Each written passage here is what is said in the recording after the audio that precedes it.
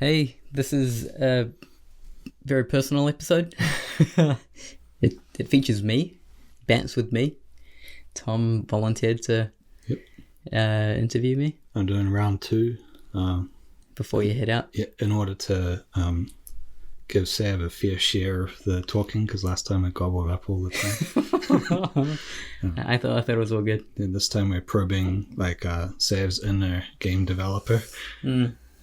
So in this episode you can hear me vaguely talk about the thing that I'm doing for 2 hours. Yeah, he's trying not to reveal anything, and I'm trying to just create a chance to examine the psyche of a person who's going out on a limb for their game making dream. Cheers, man.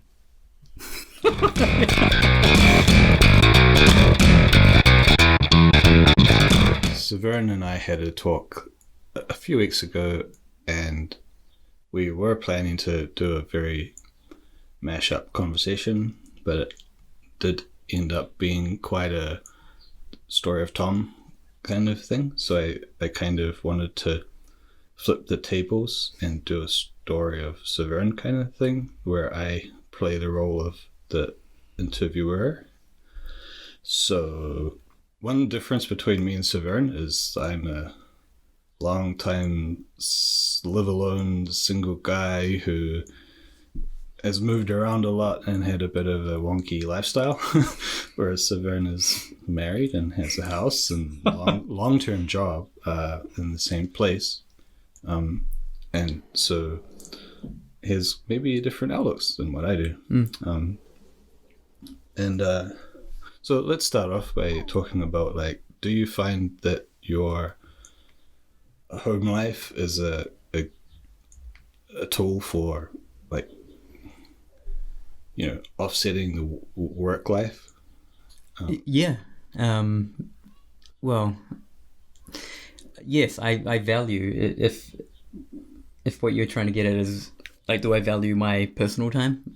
Yeah. From work time, yes. And to probably a bad level, a very antisocial kind of level, where not only do I find work to be important, I just think if you really enjoy a thing, you should do your best work wherever you are. But when I go home, I very much want to relax and have it be a place where I can actually step away from work, recalibrate, and do all that kind of stuff. Me, I guess I've got the added thing of I like to do my own projects, in the background. Yeah, and your wife's good with your focus being a lot of the time in the PC. Yeah, what's great is Ivy is she also has her own hobbies as well, so we kind of get along pretty well. And well, yeah, what I was going to get at was my social life suffers because of it. Yeah. It's virtually non-existent, and maybe that comes across as I'm the most antisocial kind of guy, but I can see a path of if I do touch on social things at work, then there's an expectation of being social. So I might just give off an antisocial vibe because it means that time at home is me time and I can just do the things that I feel are a priority for me. Yeah. Yeah.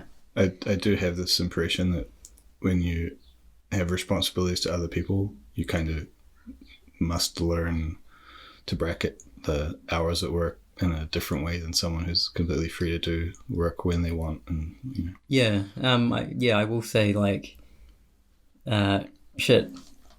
you said on your episode that I'd been at Grinding for 10 years. Well, it's longer now, right? Well, yeah, it's it just clocked over 12 years. Right. I had an anniversary on LinkedIn that just reminded me that it's been more than 12 years. Yeah. So yeah, I started at the company in 2008. I think maybe shortly after Reese jumped on board. Yeah. Um, So I was looking at the difference between the Twilight Strand cliffs and the original Twilight Strand cliffs. Yeah. And I think a lot of people probably don't appreciate the lightweightness of the old art compared to the new art. Yeah. It's like, okay, the new art's maybe, let's call it next gen, but it's not anywhere near as performant, if that's the right word. I mean, the game can handle it. Yeah. But like just pure poly count and stuff, there's like a massive difference. Did you find it hard to work in those? You know, it's funny, I didn't even work on those clips that you're referring to. I'm pretty sure you did, because you told me you did when I was tinkering around with them. So there was an artist before me called George, and he worked on them. He actually generated them with, what's that terrain generation software? It's like world generation? World Creator? Yeah, something like that. There's a whole TerraGen or something? TerraGen's one, yeah. It wasn't Vue, right? No, I don't think so. It doesn't look like anything from those programs. Well, anyway, he simulated these cliffs, and he extracted them and then did the whole tiling thing. And then you had to like compress them down and down. Yes, yeah, there was a whole bunch of like reduction. Well, you were involved, basically. Yeah, even if but you didn't... I almost inherited them. Yeah. And what's interesting was that George then left, and yeah, all of the things that he worked on then were things that I had to take over. And that was cool. It touched on a large variety of assets, monsters, characters. You know, the early days were there were very few people, and yeah, you definitely like touched all aspects. Yeah, there's a bunch of textures from before my time, and they're called Wang. And I was like, why are there all these textures called Wang? Yeah, do you know about that? Called Wang. I was like, did you look into what a Wang texture is? Yeah. Like, so the actual technical thing of a Wang texture? No. I mean, someone has gone through this with me before, but yeah. Okay. It's what to do with the sand and stuff like this. No, there's an actual guy that put this together. Not like at the office or anything. It's a technology that deals with tiling, and so what you do Wang is some guy like Ed Catmull Rom or or something. Yeah, an actual like computer scientist that devised this way of like randomizing textures. And so what you would do is you would have a 4x4 grid. Each of the 4 grids can actually tile against itself. You would set up all your textures like to tile with themselves, just within itself. But the Wang technology would grab one of the quadrants and randomly assign it to another one, and so it was another way of getting around the whole tiling texture problem. Yeah. And we lent into it real heavy early on. It's later like we kind of abandoned it. Right. But it was... That's the first I've heard of that stuff, so it's interesting. Yeah, so we were definitely doing that early on. But it went away in favor of more simpler things. I think back in the day it was cool because the setup was we had high poly assets. I would make them game ready and everything. Eric would do the texturing, and then we had an animator / rigger that would then get it into game. Right. And like between the three of us we could get assets in. Did you feel at the very beginning of Path of Exile, from your joining, that the scale of the game was going to be anything like what it is now? That's always the goal, right? But did you feel like this is a special thing? You know, even now I can't grasp the full scale of the game. Right. I see it in terms of art that exists. Yeah. Like how high end, just high level players. There's just a whole bunch of content for those guys. Yeah. With maps and everything. I've never experienced it. I know it exists. You've probably got a better appreciation for this because you've crafted a lot of the... I suppose my sense of the game's scale in the world is to do with feedback that you see on like all the comment forums and whatever. I mean, even outside of forums, right? And when stuff starts getting memed, right, that's an indication of how big something is. Yeah. The thing about Path of Exile was like it's a style of game that I wasn't really aware of. I knew of Diablo coming into the company, but it wasn't until I started working at Grinding Gear that I got the appreciation of the genre and what the guys were doing. Yeah. So the reason I mentioned about the low poly cliffs and then the current ones, I mean, I guess shout out to Garth for doing this, because that was a bit of a photo scan. You know, we wanted to try to capture New Zealand looking terrain. Yeah. Right. So he went out and did some capture stuff, which was kind of a nice thing to do. And like, you know, you inherited those cliffs from whoever made them and worked on them. So you know what I mean, right? And then maybe I inherited quite a bit of like polish up on the stuff Garth did, because not polish up so much as like try to eke out as much potential from reuse of it as possible. Retexturing it with different looks and stuff. Yeah. Banging different tiles into each other. Yeah.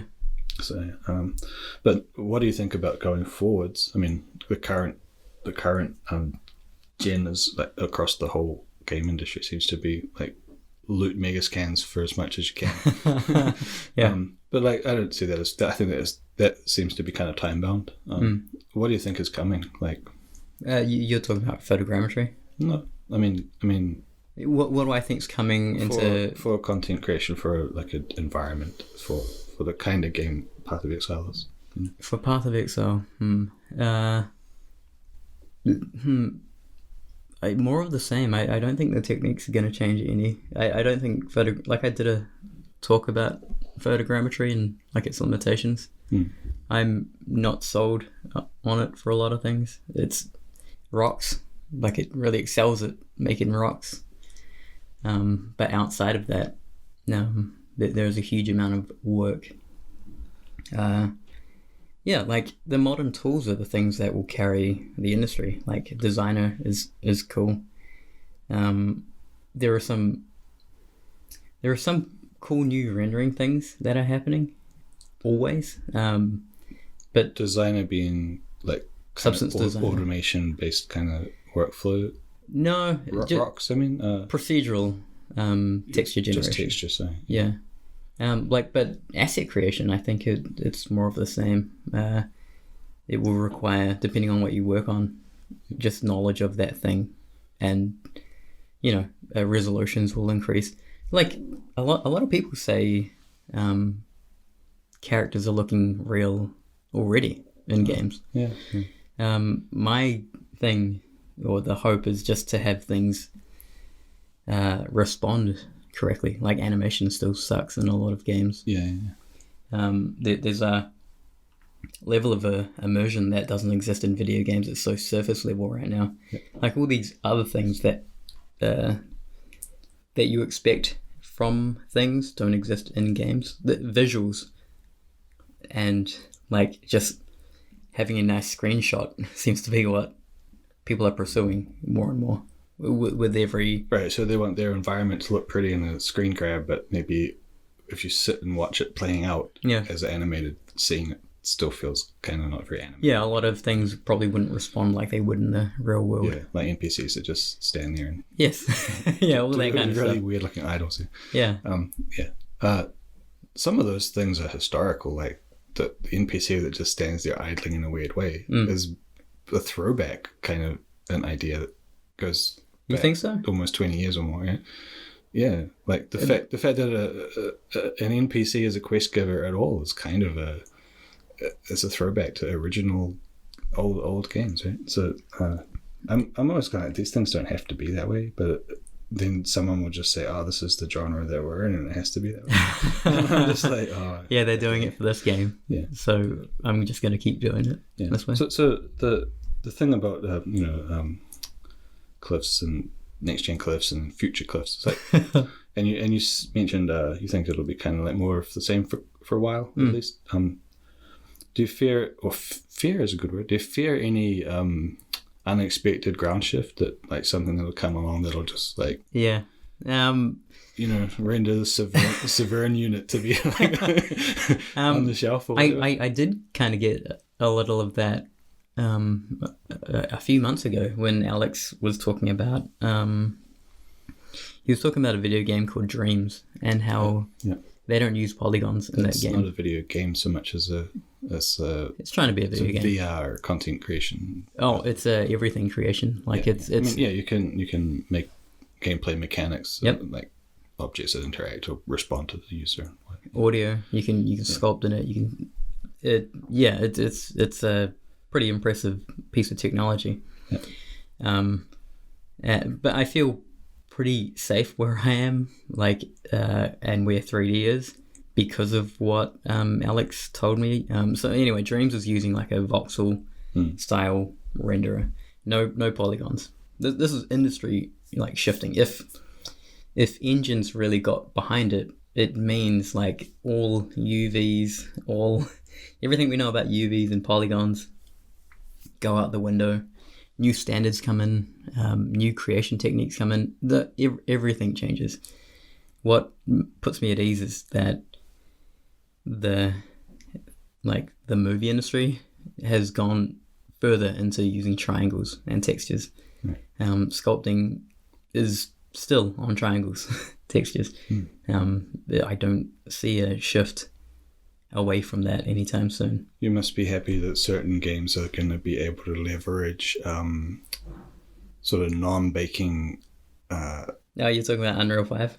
Well, that's just an example, actually. It's like there were demos of like Dreams is not polygon based, right? There were demos of that kind of thing like 10 years ago. Yeah. So where they would make forests, but it would be like really repeaty and static. Yes. So you could fly through like very, very high res scan of some section of a forest, but it was totally uneditable. Yeah. And it would just repeat forever. Yeah. Point cloud data, not right? functionally useful for an actual game environment. Yeah. But I guess Dreams is kind of like the next level of that. Yeah. Because you can now manipulate those things. Alex did say that the people that worked on it found it really hard. All that kind of stuff. Well, yeah, they ended up making tools around it. Because it's new, right? So everything new has that kind of, it's like running into a wall a little bit for most people when they come across new stuff. Which is maybe that's kind of your expertise area within GGG. It's like, for the art tools and processes and like technical workflow stuff. Yeah, I definitely like to think about this. That is, I guess, where you sit. To clarify, when we change a methodology on like how materials will be processed by the game, Saveun's the guy that goes around and tells everybody this is how it's going to be, dudes, and make sure that we all pick up the better workflows. So yeah, I mean that's what we're talking about. So I don't know if the Unreal 5 particular billions of polygons tech is that applicable to like Path of Exile.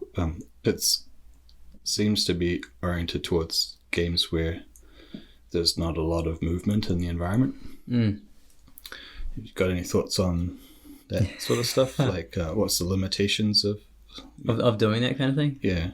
I'm yet to see it. I'm curious. Can I even say that? Like, I've not worked with like a PS5 dev kit. I don't know what it like. Do you more or less wait for stuff in the architect to come available to you and then you look at it? From what I hear, like consoles are out and loading is super fast. But I don't think they're doing things like that demo. Like that demo was reducing meshes on the fly. I think that's what they were like bragging about.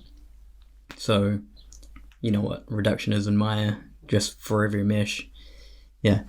So it was doing that kind of thing. But it isn't ideal for us to make assets like that for our game. And it leans itself to like horrible workflows. And... What, for example, what kind of horribleness? You've dragged in a very high polymesh into Maya before, right? Mm-hmm. Like, what's the bottleneck there? The Maya viewport? Like, it's just god awful to work with a mesh like that. Normally you can, if you just want a static model, you can throw it around, turn it and spin it. But once you start to change it, that's when the horrors begin, from my experience. So, yeah, like, okay, imagine you're now having to make a cliff. Yeah. But, But isn't the plan or the intention of that kind of thing is you would just ZBrush the cliff, more or less, or you would just generate it not in Maya? It sounds good when you say... straight into Unreal without going through that. Yeah, you say generate a cliff, but if you have a photorealistic asset and you tell an artist to make a photorealistic cliff, the turnaround time is months. Like, depending on what techniques they use, this is a huge task. Like, generate a cliff is not trivial. Yeah. So, like, to have these photorealistic assets, you know, that character in that demo looked that way. Well, okay, they did explain that the character isn't anything special, actually, in terms of, like, it's not in the same category of generation of geometry as the backgrounds. Yeah. It was just a nice looking current gen model. Yeah. But also, like... So, in terms of new tech, did you see the Cyberpunk ray tracing thing? Demo of their... it's like... it's called Jali. Let's pause for a minute. Maybe you can look it up. Yeah, I've seen enough. Yeah. I wasn't entirely convinced by the video, but I see what they're trying to do. This is not new. No. Yeah, so you want to talk about that? So, in Cyberpunk, they're touting this thing called Jali as a way to kind of automate or make animators' lives less hell by processing from the audio and including localizations, which is a massive time saver. A lot of the facial animation stuff, like neck movement, and what do you mean neck movement? You know, when you talk, the muscles in your neck actually stretch quite a lot, and as you tip your head around and all this motion capture stuff, like your neck muscles are not captured by motion capture. So this tech is like AI calculating what the neck is doing during the conversation. Which, like, if for one of my pet peeves for like years has been like when people make cutscenes, they always have like these character armors and collars that or hair that cuts through the neck of and it's like the neck of the character, and it's kind of like it's really easy to do in a character where the armor is dynamically added to the character because you can't see it when you're an animator, right? Because animators, they work on like these lightweight versions of what actually gets rendered. Yeah. So they don't just see that point of intersection or whatever. But I'm always like, well, why did they check? You know, because there's like 100. Yeah. Is the QA not able to find all these cases? And I've always been worried, like the scale is a problem. So I think that's what the Cyberpunk guys are conscious of. And have you seen like an Uncharted game, a Naughty Dog game? Only from afar, because I don't play console games. Okay. But all the things that you mentioned exist in those games. But obviously the amount of dialogue is way less. Yeah. I think that's the kind of thing, like there'll be, I'm pretty sure there'll be like a 5 years or, you know, maybe not even that long. Like, I don't like to use the term AI, but it's more automation, right? Some algorithmic thing. When there'll be tools that come in, like the way that baking is getting a bit of AI love right now. I expect there'll be tools that make animators' life just way more productive, but still leverage their talent, obviously. But, so they just better get more done, and it'll be less hairy. And you also, like I mentioned about NPCs, just sort of having their like weird rib cage and shoulder movement for their breathing, and even everybody nowadays goes, well, an idle character doesn't actually move like that, you know. So I think there'll be improvements there. I think that video is really misleading, in that it does sound cool what they're trying to make, and it's really cool to pursue that.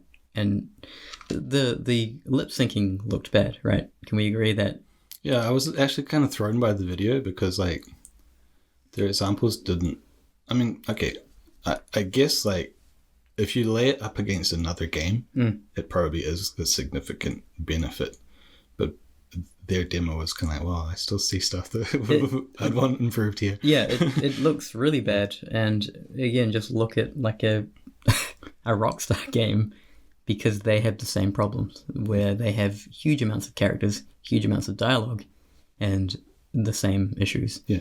I noticed when I was playing the Larian game that Baldur's Gate 3 released, because it's beta and all that, they had a lot of actually unfinished stuff that they shipped because of time, I guess. Yeah. And I noticed as they patched over a few weeks that a lot of it got significantly better. So right. I think, like, you know, animated time yields good results. Wait, because I'm going to push back. Animators are often pushed to like to get this done right at the last minute kind of thing, because they put in their content in after all the other departments. Yes. So you'll often see stuff that's maybe, like, you like to use the term subpar, because they're under the pressure. Like, the VFX guys are probably the more so, and then the audio guys are even more so. At our studio, anyway, yeah. I think that's kind of a global. Well, yeah, they do exist. Like, they need models and rigs in order to do their job, sure. Yeah. But, you know, when you have a game like Cyberpunk, there is a generic character rig. And do you know what I mean? Like, they're not getting monsters or anything. They're characters. They're animated characters. And these rigs are, like, generic enough to use across all characters, probably. There was some pretty slick stuff in that, like, the demo just now to preview the game. Yeah, I was like, oh. So, I'm going to push back because, like, have you talked to Sam, the lead animator at Grinding Gear, about like mocap data and this kind of? I'd love to have him on, by the way. Yeah, sure. Well, I don't think he'd be keen. I tried to encourage Puneet, who's the animator, to come on, chat too, because he's got an unusual backstory, right? Like, because I think so. Yeah. Anyways, keep going. Yeah. So Sam famously worked on LA Noire. Right. I haven't played that game.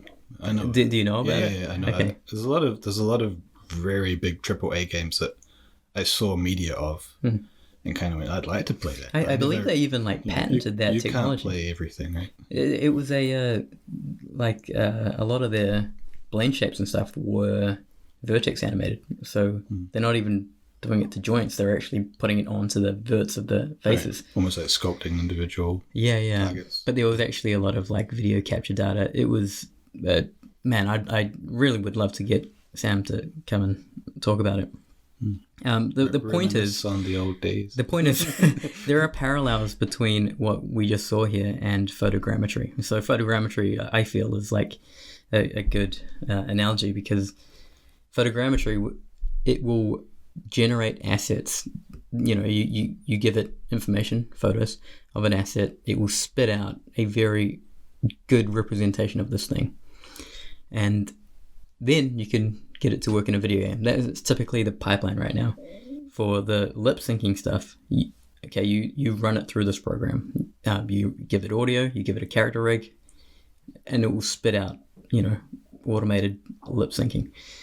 For an animator, what he's presented with is a timeline with a whole bunch of keys. Everything's keyed, and you have to filter through. Like you're not actually an animator anymore. You're some like guy who has to filter through all this data and find what is usable and what isn't. Yeah. You're reduced to, at first, a cleaner, and then you have to do animation. Yeah. I mean, this is true. Actually, Puneet, that I mentioned in relation to Sam, with their colleagues, right? He was asking me about animating in Unreal, like what are the different skills? Because you have keyframing animation, which you might think of like as your, Pixar sort of style, linear entertainment kind of stuff, and then you have more on-the-fly animations where it maybe has to respond to the weapon that the characters carry, dynamic so it moves, right? So, in a face, the character might have to face towards a target and that's not actually done by a human. Yeah. Right? I mean, it's set up by a human to work, but and you get stuff like where people look and their necks turn really hard angles and stuff that humans can't actually do. Have I shown you my game demo, like recently? The walking and looking one? Okay, I'll show you after. My point is that, okay, you say that animators reduced to being a function of like cleaning or whatever. Yeah. And that's only if you go, the linear animation should be this perfect keyframing world, right? Yeah. But in the games industry, there's three.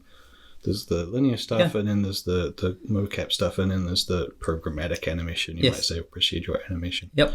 And it's kind of like the expectation is that an animator presides over this stuff as in control of it, rather than a victim of it. Right? I can talk about this. Like I don't claim to be an expert, but I know about this, and I animate obviously and rig stuff. So yes, you're right, and there is like straightforward animation that's, it relies on an animator's judgment, things that they like, timing. It's everything. All the steps of animation fall into this, and that exists. The other point where you have dynamic things that exist in an engine, like you're talking about, like foot planning is like very difficult to do, but it relies on technical things within an engine. For example, in Unreal, there are examples. The best example I always refer to is a plugin called Advanced Locomotion. And there are like a few versions of this, but if you go through their animations, a lot of them are just bite-sized clips, and they may just be a foot planting.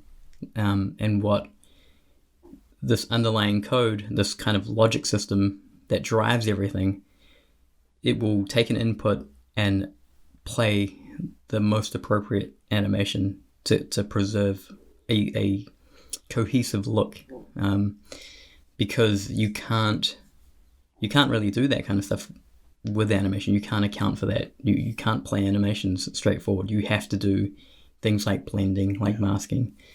Have you seen the I don't want to rant on about Ubisoft a lot. Have you? I mean, they seem to be one of the few places that are scaled up enough to actually use this methodology, where they have a big data set of, like you said, bite-sized. Oh yeah, okay. You're clips. Talking about Watch Dogs. Maybe the latest Watch Dogs. Probably they have it in that. It's like a kind of anticipatory solved lookup kind of table style animating, where you have a bunch of mocap clips and then it blends between the most likely one to occur, given the previous bunch of clips. Yes. This is all cool stuff. My thoughts on lip sync specifically is that the underlying way they do phonemes and have them represented and also animated on a character suck.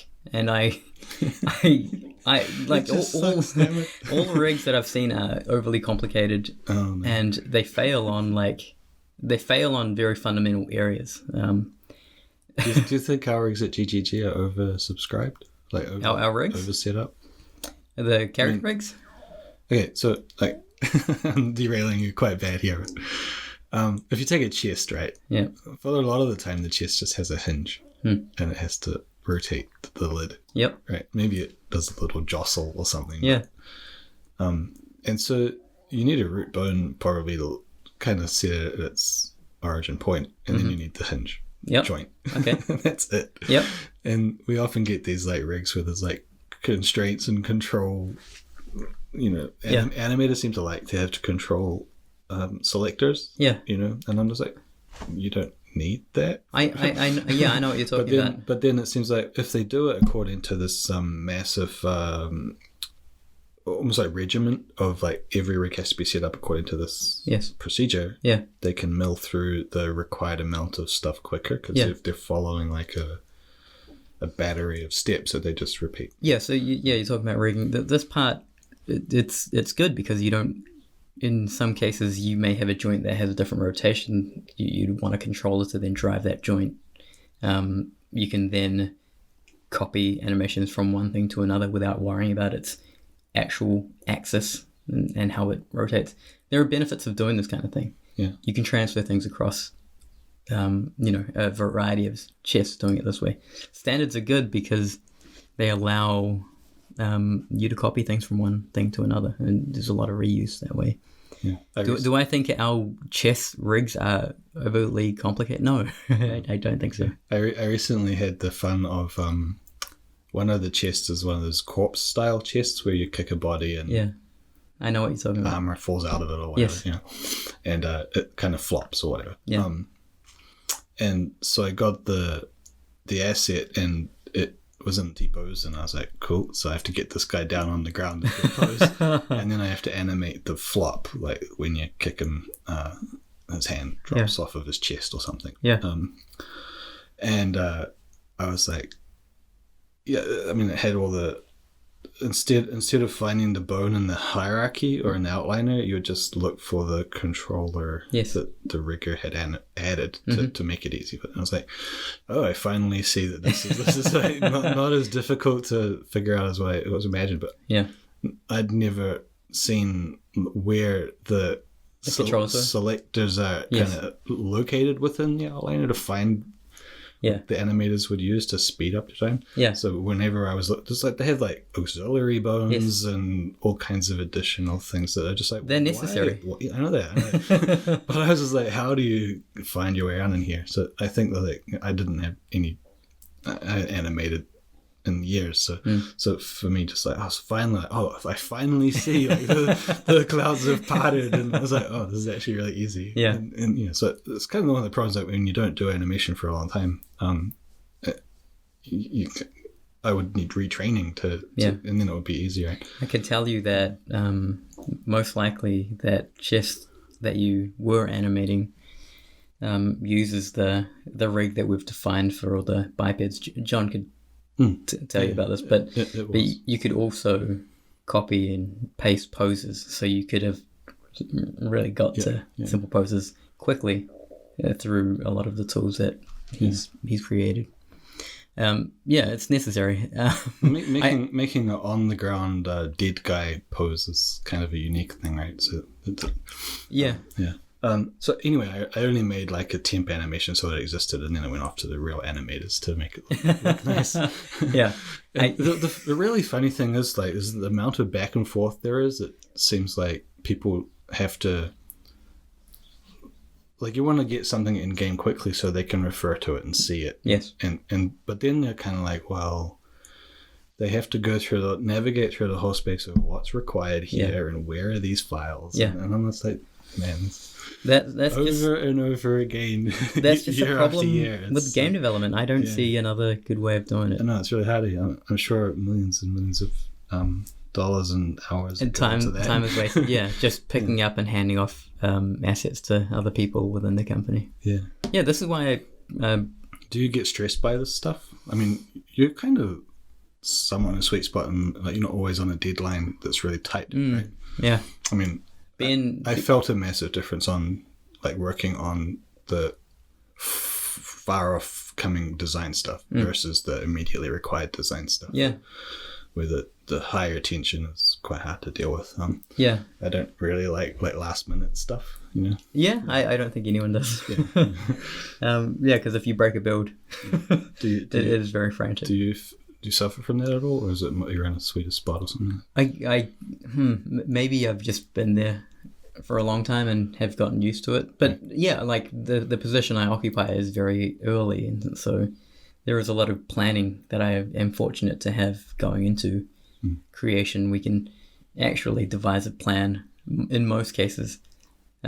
What's been happening recently, which is kind of sad, is like I'll make a test of an asset thinking that it'll be replaced by actual art, but that thing will actually be the thing that we then use in the game, and I often am sad by that. I made quite a lot of stuff that was in that kind of. My understanding was like they were asking for a temporary one, and then it ships, and I'm like, wait a minute, wait, bring it back. Wait, stop. We've definitely had a lot of this going on. It was never meant to not get touched up by somebody else. Oftentimes doesn't permit that. Stress is interesting. I don't think I get to. I can say that my job at Grinding Gears is not very stressful. I think it probably would be for someone like Ivan. Someone, you know. He's remarkably poised. I mean, if he was under stress, he'd probably hard to You wouldn't even know, yeah. Ivan being the lead VFX guy. Yeah, I noticed since he has a child now, he's much more of a regular employee than when I first joined. He was more like the work he would put in like night and weekends and stuff too. Yeah, I mean, he probably still does work from home now that that's a thing, more than it used to be. Yeah. Do you like working from home? That second lockdown sucked. I really didn't like that. The first one was kind of novel. I tried to enjoy that a little bit. Right. Do I like working from home? Well, what sucked about it?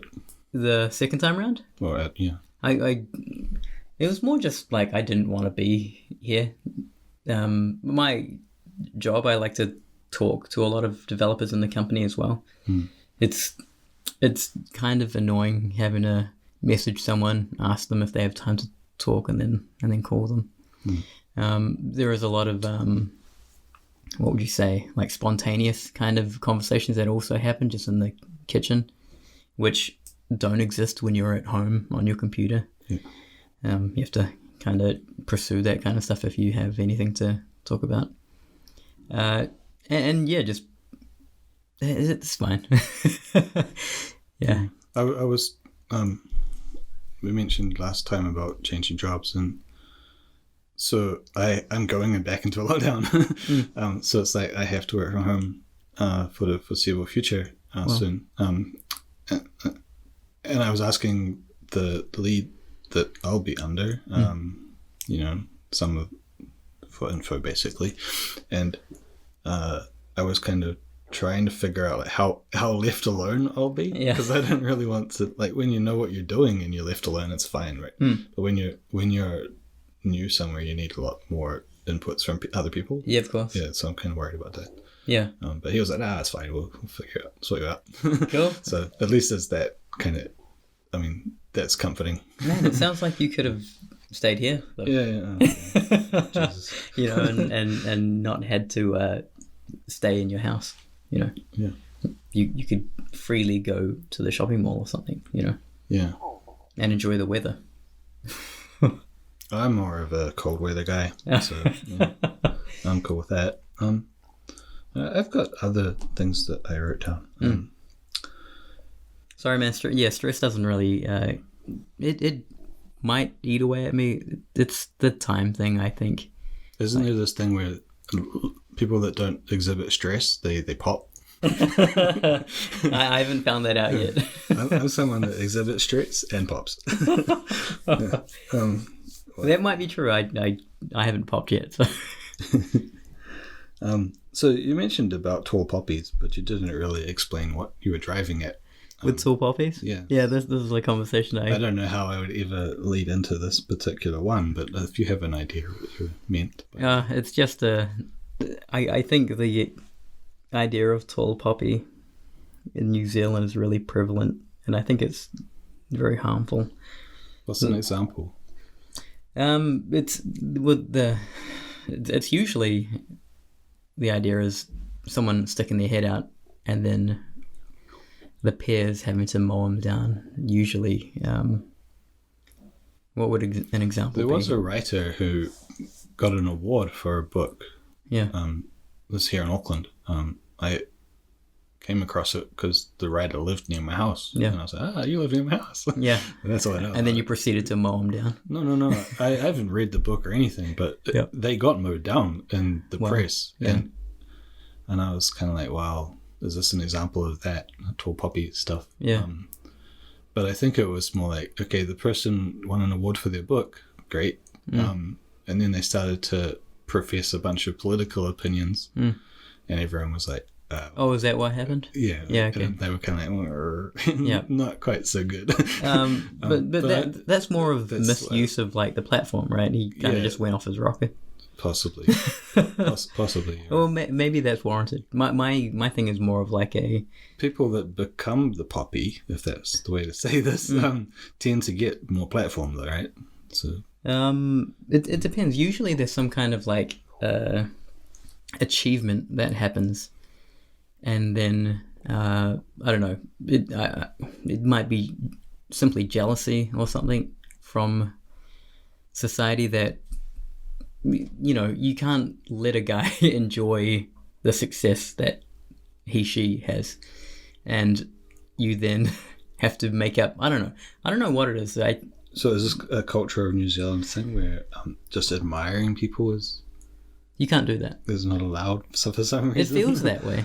Yeah. I don't know if I explained Tall Poppy well, but it's a phenomena. Google it, and it's really that prevalent in New Zealand. I think people should really contemplate the difference between envy and jealousy. You want to go ahead and... The jealousy is like you love something a lot. Yeah. Pride, and you want to keep it to yourself. Right? Yeah. Whereas envy is like you don't have something and other people do. Oh, right, okay. And therefore you're caustic against I'm using the words incorrectly. There's that, but there's also the good thing to think about, like, are you protecting yourself? Like, are you spurning this tall poppy in order to protect yourself, or are you spurning the tall poppy out of envy? Yeah. Like, because you'll never obtain what they have. Yeah, I think it's all of the above. Yeah. I'm sure it differs from person to person. Why does this stuff bother you? Bother you? Yeah, sorry, bother me. It bothers me because it doesn't have, like, can you imagine you have a group of friends and you try to pursue something and you're ridiculed for pursuing a dream that you have? Not because... Ridicule? They'll just give you shit because you're trying to do something that is outside of this norm. And instead of being encouraging, you actually get the opposite reaction. I think the other side of Tall Poppy is there is this humbleness that exists in New Zealand where even when you do congratulate a person, I think they will try to be very humble about it in a lot of cases. Self-effacing. Yeah. These, I think they go hand in hand. And it's very much like a very Kiwi type attitude. Yeah. But I just don't like that pursuing a thing and being hassled for it that is a good environment to... I'm not sure what case you're talking about there, but there's another option to look at is like where you pursue something and no one even registers it. Like there's no feedback at all. Like that's in some sort of ways worse than getting a reaction of some kind. Right? But I don't know what. I think that would be very strange. Would your family, would your close friends, if you said that? I don't know. Let's use your new job at Larian as an example. I was thinking more like I've written books and stuff, and it's like drops in the ocean. Yeah. No one noticed. Kind of feeling. That feeling is quite strange. But like, you talk about it with people, and surely they'd respond. Yeah. I mean, okay. So last time you mentioned about taking a Facebook ad and putting some marketing effort. So it's okay, fine. Facebook ad. That's $100, right? Yeah. You'd have to sell 10 books or so to make that money back, right? So okay, that doesn't sound like a lot. So on a Facebook campaign for, I don't know, $100 worth, however much that is, in time, that got like 30,000, maybe more now. And I stopped looking. Yeah. Likes, like a very, like the, what do they call it? The impressions, reach, impressions, and outreach or whatever, registering on strangers and all that, which is the point of marketing, as opposed to just taking to your friends. That would be a form of marketing. Yeah. So 30,000 people is quite a big thing, but number of sales is still nothing. So it's kind of like you feel as though it's wasted. Yeah, well, it is. It's $100 of waste, right? So it's kind of like at least you're getting a response of some kind to the efforts you. Oh, you'd rather a response? Yeah, because you can build on feedback. You can't build on nothing. Yeah. So that's what I'm saying. Yeah. I think in your case, there's like a threshold that you have to break through in order to get some kind of reaction to. Like it really is just quiet. I right believe now. so. Like I actually entered into the Facebook ad thing. That's just for fun. Yeah. Because I kind of expected it to be just like that. You were curious. Yeah. But yeah, like, what kind of efforts are you making that? Oh, you know what's funny? Bring this to life. Even with this podcast. Okay, so this is an example. I like the medium. I like the format of an open forum discussion like this. Other people have opinions, and it's like they won't tell me directly. I'll hear about it, and then often negative. I have an opinion about. I think if you were doing video, this would probably be. I'm talking from personal reaction here, not there's no authority here. But I mean, I've responded better to podcasts with this video than to podcasts that are just audio. Yeah. But I mean, different people out there may. There's personal preference, yeah. Yeah, they may appreciate audio because the way they absorb the media, but yeah, I mean, have you thought of video? I don't even think it's worth it.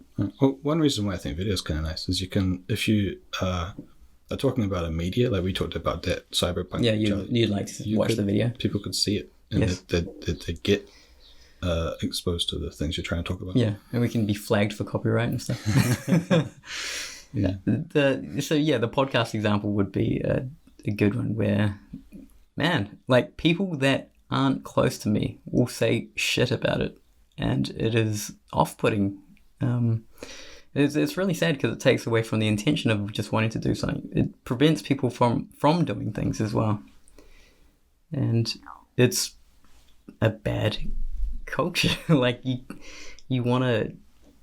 I thought you'd want to encourage this kind of thing. But again, people have opinions. People think they know better.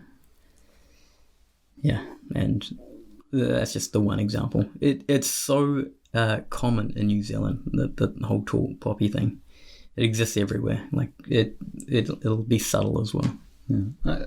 I can't think of a case of that's applied to me. I'm more of like the obscurity guy. So that's a different kind of kettle of fish. It may be that I'm reading into this maybe more than I should as well. But there's been more than one occasion of it. I just don't think it's good for cultures to have. I don't think it's healthy. I'm not the only one who's talked about it as well. I've noticed that in a lot of public things, there's this sort of insistence on everything being positive and like only touching on content that has a uplifting kind of vibe. And I know that people, and there's a thing in psychology where people respond to smiles more than to other things. So like I mean, probably everyone listening to this would rather hear funny jokes than sad stories, right? But I'm kind of into the sad stories. Well, like we're talking about a problem, or we're talking about something which we don't like, and I kind of think that like that's a conflict-oriented thing.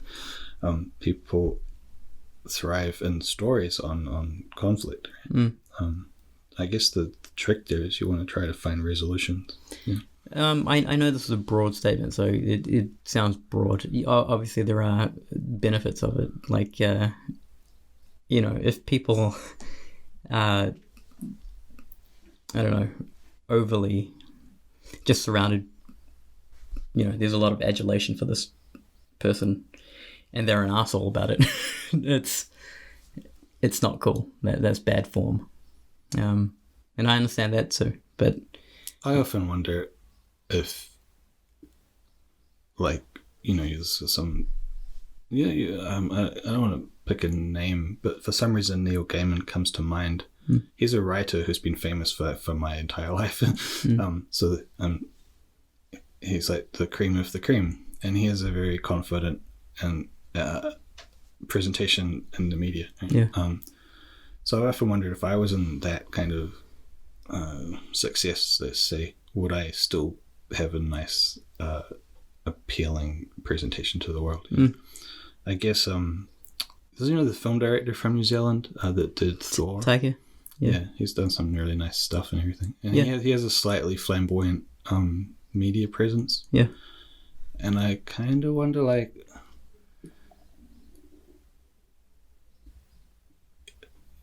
in terms of tall poppiness and stuff, I wonder how much cut down he gets given. Like, he seems to be riding this, surfing this wave of success, right? Yeah. And so I'm admiring that. I think it's cool. And he's got a bit of flair. But I wonder how many people are, like, expressing envy. Yeah. And trying to cut him down and all that. He's actually spoken about tall poppy. Oh, really? Interestingly. And he doesn't like it either. Yeah. A lot of people, especially in New Zealand, have expressed this. Well, he's incredibly accomplished now, right? So that's great. Yeah. Yeah. Yeah. Let me ask you about a thing. Do you ever aspire to, like, going and being like Saveun the product in a way? Like, you know what I mean? Like, I don't know. After a while, like, a film director is really kind of, in a way, it's a project manager for 500 people or more, but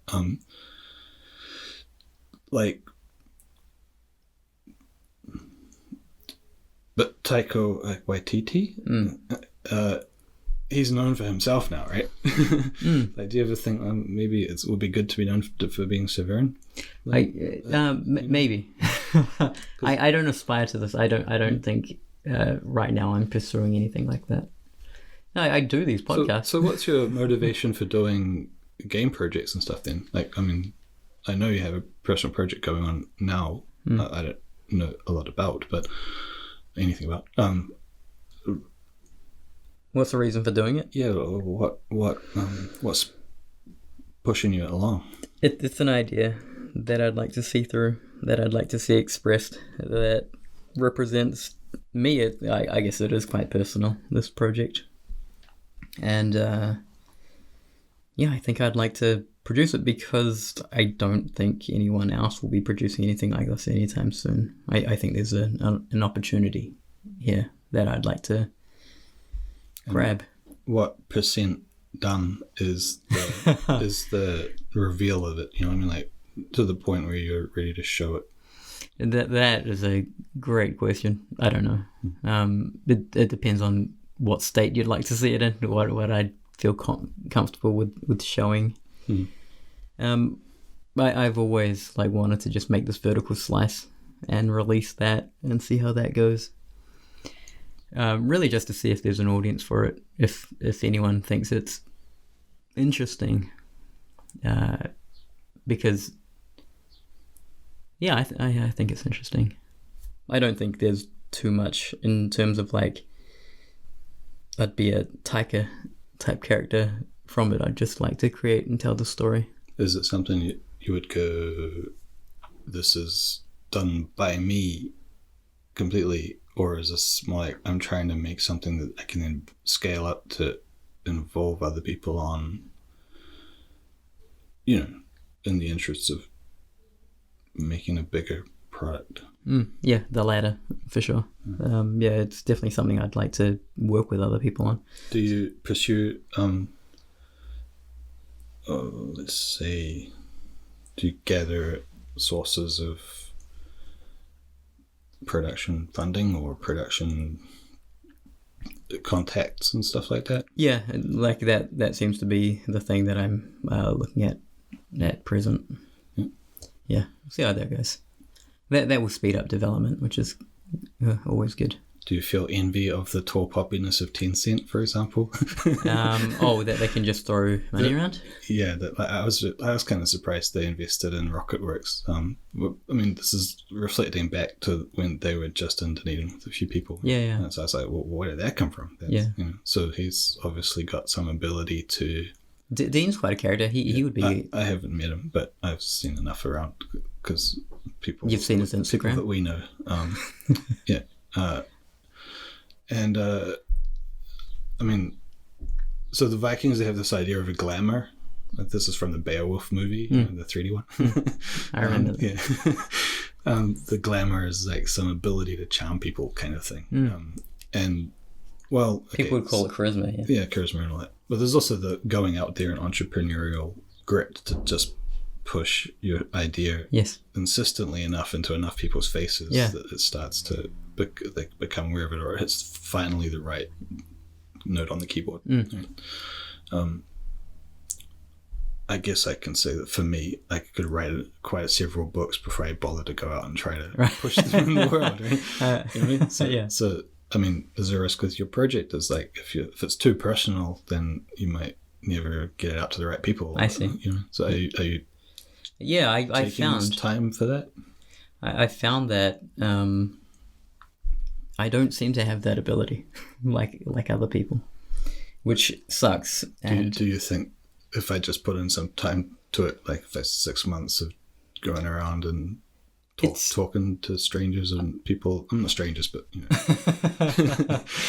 randos, but I mean, strike up conversations with people on the street. You know, look for the capital, let's say, go doing that. We'll see. It's early days. I think I'm looking towards doing that right now. We'll see. I often come across things like there's this group called Sequoia, which they are a VC company, but like, I mean, this is humorous for me because it's like they're super high level, right?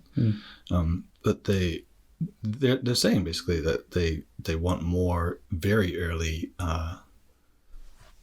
ideas. Yeah, ideas where the people are just starting to form their little team. Oh, interesting. And they want to get in on the ground floor. Because they want to participate on Okay. As opposed to people that come along with the vertical slice already complete. Right. And it's already got a stamp that interesting. So they're kind of going, we want to hear from the very early guys. Yeah. I mean, probably. I mean, the caveat on all of that kind of stuff is like, they take a lot of your company. Well, they should probably own all of it. But also, you have to prove that you have a track record that is. But you do. You have credentials that are like strong now, right? So we'll see. Like the next year is going to be really interesting because I think I'm going down that direction, and I want to pursue it, and it's exciting. It's different, and it's mine. So we can see how that pans out. Yeah, it's different too. Like just looking at the industry and areas that are underlooked, I think is interesting. I did, by the way. Very few people know this about me, but I did start a company like right out of high school and try to pursue like game development. Yeah. Cool. So, do you know about serious games and what they are? Yeah. I actually thought I invented that. And there was so I was working for a company, stumbled on it, and was like, actually, this would be a really cool training tool for this company to have. And I met with VCs. I had a company. I thought these were the things, like the steps that you take in order to start a company and grow it into an actual business. There were many red flags. Like I was just not in a good state. Because of like personally, your youth and all that. Yeah, like I was into baggy clothes and stuff like that. I'm pretty sure now with what you can show for your last 12 years. I mean, for an entertainment project, you probably get a lot more years than when you were like whippersnapper. yeah, maybe. I like to think I've grown a lot since then. Yeah. So we'll see. The hilarious thing is like, okay, have you seen the Bill Burr animation film? Not film, it's a TV show. It's the Netflix. F is for family. Yes. And it's kind of great storytelling, kind of slightly, I would say, low-grade animation quality, but I mean, it's got that very lively performance, but it has... It's like South Park? Yeah. more nicer. You know, stuff. Family Guy. It's kind of in that category of quality of animating, but maybe graphically a little less. But the storytelling is excellent, and obviously the voice acting from him is great. And that's kind of like his personal pet project, right? So, okay, tall poppy thing, it's success or envious, right? Yeah. But I'm like, this is great. I just want this to be more seasons. I kind of drank it all in one go.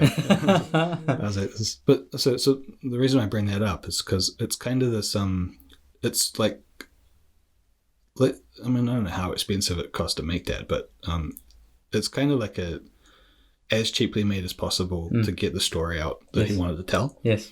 Right? Because probably he's putting a lot of his own stuff into it. Right? And then if you look on ArtStation at all the amazing art, like there's also artists that want to pump up something to sort of sell into the world, right? Yeah. Like there's guys who are real capable artists who could do that same Bill Burr story on a scale if they had interest from other people or funding from other people.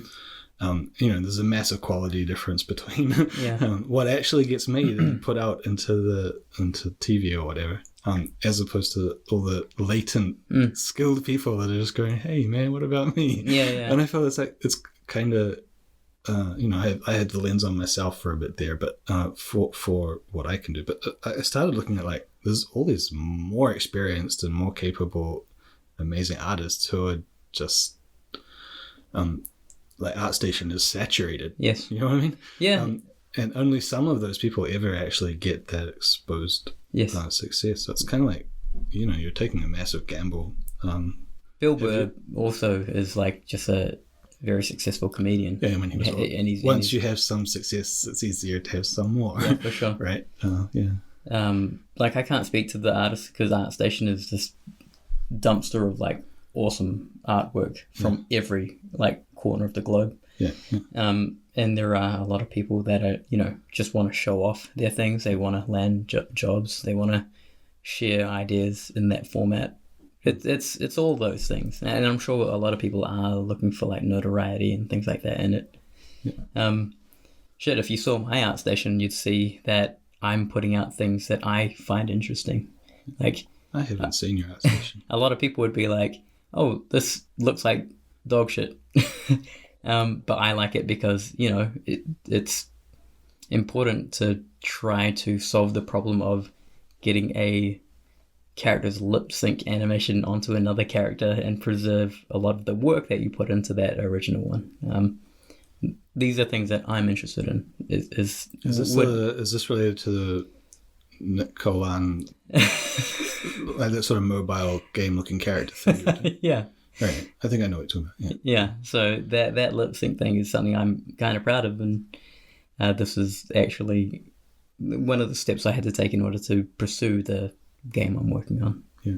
So to solve that problem is cool. And this is why I can speak about lip syncing as well, because and rigging, because I studied them, because I wanted to work on my own rig and something that is superior, I feel. Not only with how it looks, but how it's used. These are important things to me. Pierrick is a friend of ours, and he explained to me one day about the masculine property of over-promising as being an underrated way to like hold yourself promote up for work, basically. Right. And a lot of people, this is his claim, and I kind of see where he's coming from. Like you say, you convince someone you can do something without actually being able to demonstrate that you can. You know? And I'm like, for my character, that's like hard thing to do. But I can kind of see a lot of. I think there's a lot of, like, you know. When did you realize that, by the way? Well, about yourself, you must have tried. I started wondering, like, how come it's a manager who sells or gains a contract for a job, right? Not an artist or whoever. Yeah. Like, you know, they kind of pigeonhole people into certain personality types or whatever. Yeah. They're generally true, but they're not completely true. Yes. But there's always this thing where an artist is like way too sensitive to be like an entrepreneur in the sense that a marketer would be, whereas the marketer actually can't produce anything. Yeah. So maybe you need to find for me? A market guy, and maybe, it's really interesting. Maybe the programmer guy or something like that. I don't know. We can talk about this more after, for sure. Yeah, I mean, the problem with a personal project and you're doing it by yourself is you kind of have to split your personality across. Yeah, it sucks. Maybe uncomfortable terrain. You know? It sucks, and you, like, especially me being in my position, looking at, you know, the success of Path of Exile, you then see how cool it was that, you know, Chris, Eric, and Jonathan had that between themselves and could do what they did. Yeah, it's really cool. Obviously, I was looking for someone to work with forever. Still haven't found that person. And, you know, you go work at a game studio, you want to make a game, no one's interested. But also, maybe I just don't have that ability to then resonate with other people and convince them that, hey, you should spend all your free time and we should work on this video game together, because it's very difficult to... Or that some money guy will be well off to invest in your abilities for a few years. I haven't tried that, but hey, we'll see how the next couple of years go. Yeah. Wow. You on your episode, you had this interesting thing where you spoke about how you wanted to do certain things and that you weren't doing them. Like as a standalone, self-sufficient artist kind of a deal? I think it was more... It sounded like a positional envy. Does this kind of ring a bell? Ringing bells. So I'm just going to launch into what I have about it, which is I feel like you kind of need to work yourself into these positions and earn them and prove to yourself that, well, not only to yourself but to other people that you're capable of doing this. You mean the position? You mean you're talking about me, or you're talking about you and people? Oh, like I feel this is like for everyone. I think people need to be tested and actually try to do the thing and prove themselves to. I mean, particularly in the eyes of other people, there should be some authenticity that you can demonstrate. Yeah. Right? Yes. Yeah. That's contrary to the Perix thing. That's what you just try to sell. You just try to sell it as if it was real, and then you make it real. That's like ballsy, right? It requires more time, I think. Yeah. But you have solid, like a solid base in order to convince other people that you're capable of this. Yeah. Which is good, I think. It inspires others. It does all that good stuff. I think it depends what scale you're trying to, let's say, develop to or grow to. Like if you're trying to do something that allows you to hire 5 people as opposed to 50 people, or to get funding to hire a studio or 500 people. Yeah. There's different categories of authenticity you have to demonstrate, right? It's different. Scope is important in these things. Doesn't need to be 500 people. I was always impressed by Ang Lee, right? The director of Crouching Tiger, Hidden Dragon. Apparently, I mean, this is just a story I heard. He was a house husband until he was about 35 years old. Wow. And then he was just like, honey, I'm going to direct films now. I've been thinking about it. I'm like, is that a real story? Because that just seems like totally like a, you know, when someone is famous, they kind of get a bunch of stories around them. Yeah. But that's such a cool story. And then he says the most fanciful one. Yeah. I know that David Fincher was he started directing at 35, but he was doing ads and stuff. Right. Sort of Ridley Scott style. Ridley Scott was also doing ads before he was directing. Yeah. Ridley Scott was like amateur film director, Right. and then commercial, and then films. But Yeah. yeah, David Fincher also started pretty late as a top guy. Yeah. But yeah, I mean, I think you've got like, I mean, everyone has potential in that sort of physical discharge kind of way, but you've got like 12 years of top game artist kind of potential waiting to leverage. So yeah, it's interesting. I wonder. It's so yeah. You'd think that when it came to asset creation here for my own game, that I'd have a solution, right? Well, are you pushing for like being the artist, or are you pushing for being the director? Because it sounds like you're pushing to be All the things. director, or It's all things right now because the person that contains or holds the vision for the project. Or, yeah, the vision's always been there. It's now execution time, so it requires developers, and so I will wear that hat because I'm very stingy about paying other people for lower quality things.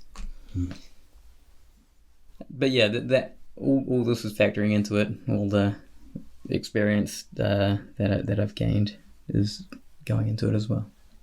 I find it interesting to do like I know Eric's the art director, creative director at our studio, or GG.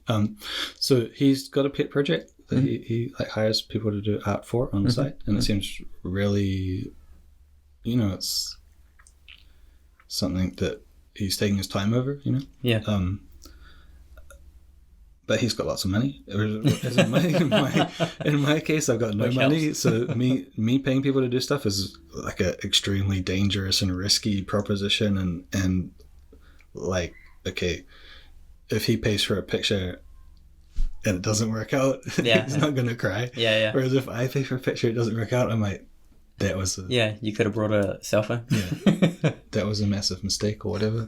So I'm going through the time period of like, I hired the audio guy for my book, and I think he did a good job overall. Like I said last time, I think we still need to fix a couple of things. Yeah. But like he did a good job, and the value was good, and I want to work with him more. Yeah. It's just things are way too busy right now. Right? Yeah. We mentioned Sean Brown last time as well. Okay. Very small world we live in. I hired Sean to do the cover for the book, and he did a really nice job. Yeah. It was a little expensive, I guess, but you're supposed to pay artists well, right? I mean, it wasn't expensive, and I talked to a few people about this, and someone mentioned that, yeah, but the actual rates of an artist would be like higher than that. And I was like, yeah, but I didn't have more money than that. all those kind of things. And so, it's kind of like, I guess I got what I wanted, he got what he wanted, we're happy and everything. But it was an interesting process to art direct. Yeah. He was already gone to another city. So we did it by remotely. Yeah, email. Yeah, and that was interesting too, because it's like we just had to talk about the problems. Yes. Was there much iteration for the cover? Yeah. Okay. We did it in milestones or levels of completeness and reviews. Yes. Yeah, and I knew he would be. How when, like, if you've got money and you offer something, everyone's like, yeah, I can do that, because they want the money. Yeah. But you don't know whether they can deliver it to you. So I knew he could, because we worked together for a while. So I knew he was already able to do that. Yeah. But when you go to people that you're not so familiar with, it's, that's another daunting problem. Like, yeah. You want to see evidence that they can pull off the thing that they want to do. Yeah. Yeah, this is that falls into the Pyrrhic thing. Well, it contradicts the thing that you said about. So have you ever hired, or not hired for you, but in GGG, or have you had an influence in hiring the? Yeah, Eric and I sit down and talk about, like John, a lot of the artists that came in, we'll talk about, especially if they fall into like the environment artist, photogrammetry arena. I think Eric will go to whoever's, I guess, an expert on that thing that we're hiring for. But yeah, also for like my own personal projects, I've hired people. I actually commissioned a guy to do one of the posters for a horrible game that I produced, and that was cool because again, you click on this guy, you see his portfolio, and off that, it resembled things that I wanted, and so it was a very easy decision for me to just say, I want this. This is a composition. Paint it, and yeah, there were no iterations. It was just he made it, and I was like, cool, yeah, and paid him. So, what about non-artists? Like non-artists? Have you ever hired a non-artist to help you out? Yeah, I have programmers. Yeah. What's that like? Oh, it's horrible. Why is it horrible? It's horrible because usually I think what you'd want to do is have a look at their code, how they work with things, see if they're good. But because my budget's so low, I'm really just hitting and hoping for like someone to deliver cool stuff. And it's really hard because the people that are good are very hard to keep because they're pursuing money as well. And if I'm paying them half of what they could be making elsewhere, of course they're going to go where the money is. And do you have any troubles expressing to them the needs of what you're actually driving for? Yeah, like making GIFs, commenting on things in movies, helps a whole bunch. Yeah. So it's not too much of an issue. The only problem is I really would like to just sit down with another developer and describe the problem and work together, in the same room. It has a lot of those, you can interactively just ask them what they're doing and there's a dialogue between you, which is really cool, which is what happens at Grinding Gear, but, doesn't happen for these games that I'm working on. What do you got, Tom?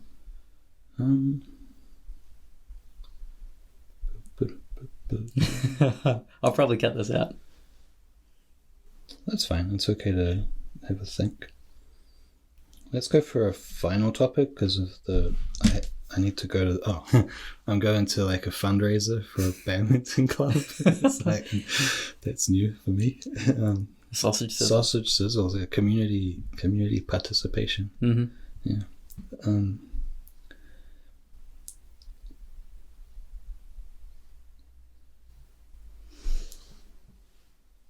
I guess I want to ask about the thing we mentioned about hiring people. What do you think that now people need to actually know in order to, often in articles about CG, the expert gets asked, what should a new person know? Yeah. And I'm like, yeah, fine. But what do you think is necessary to know for, like, I don't know, putting together your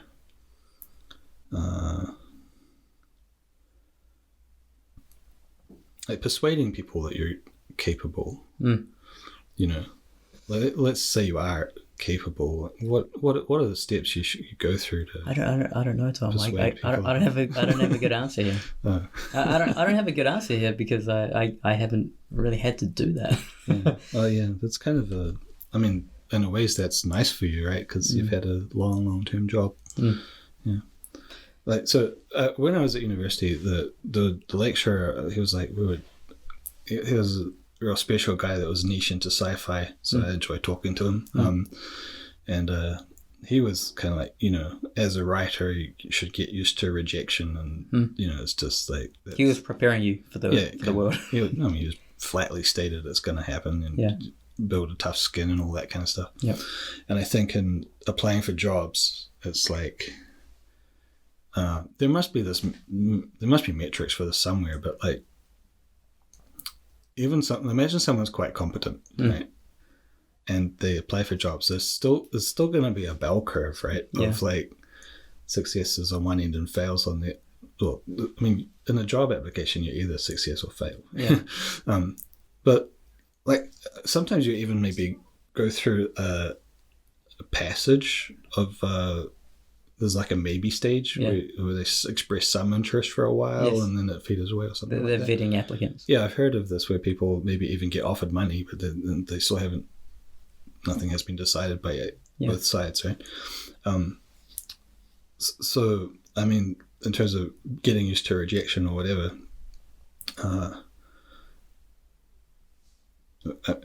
I mean, given you've had this nice settled position for a while, maybe it's not the best question, but it's like, how do you worry about that kind of having to sell myself, having to present yourself and demonstrate your abilities? A little bit. Yeah, I do, especially like if acquiring funding is a thing that I'm looking at.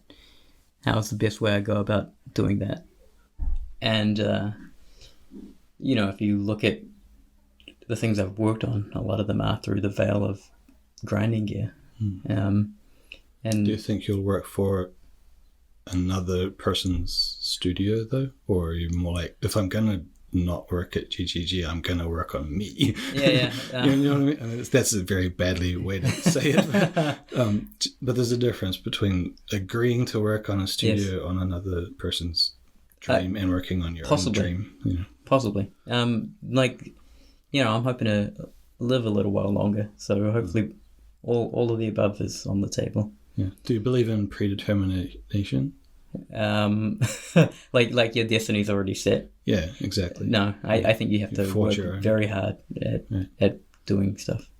Right. So you can influence your destiny if you take the effort to do so. Yeah, I'm definitely for that.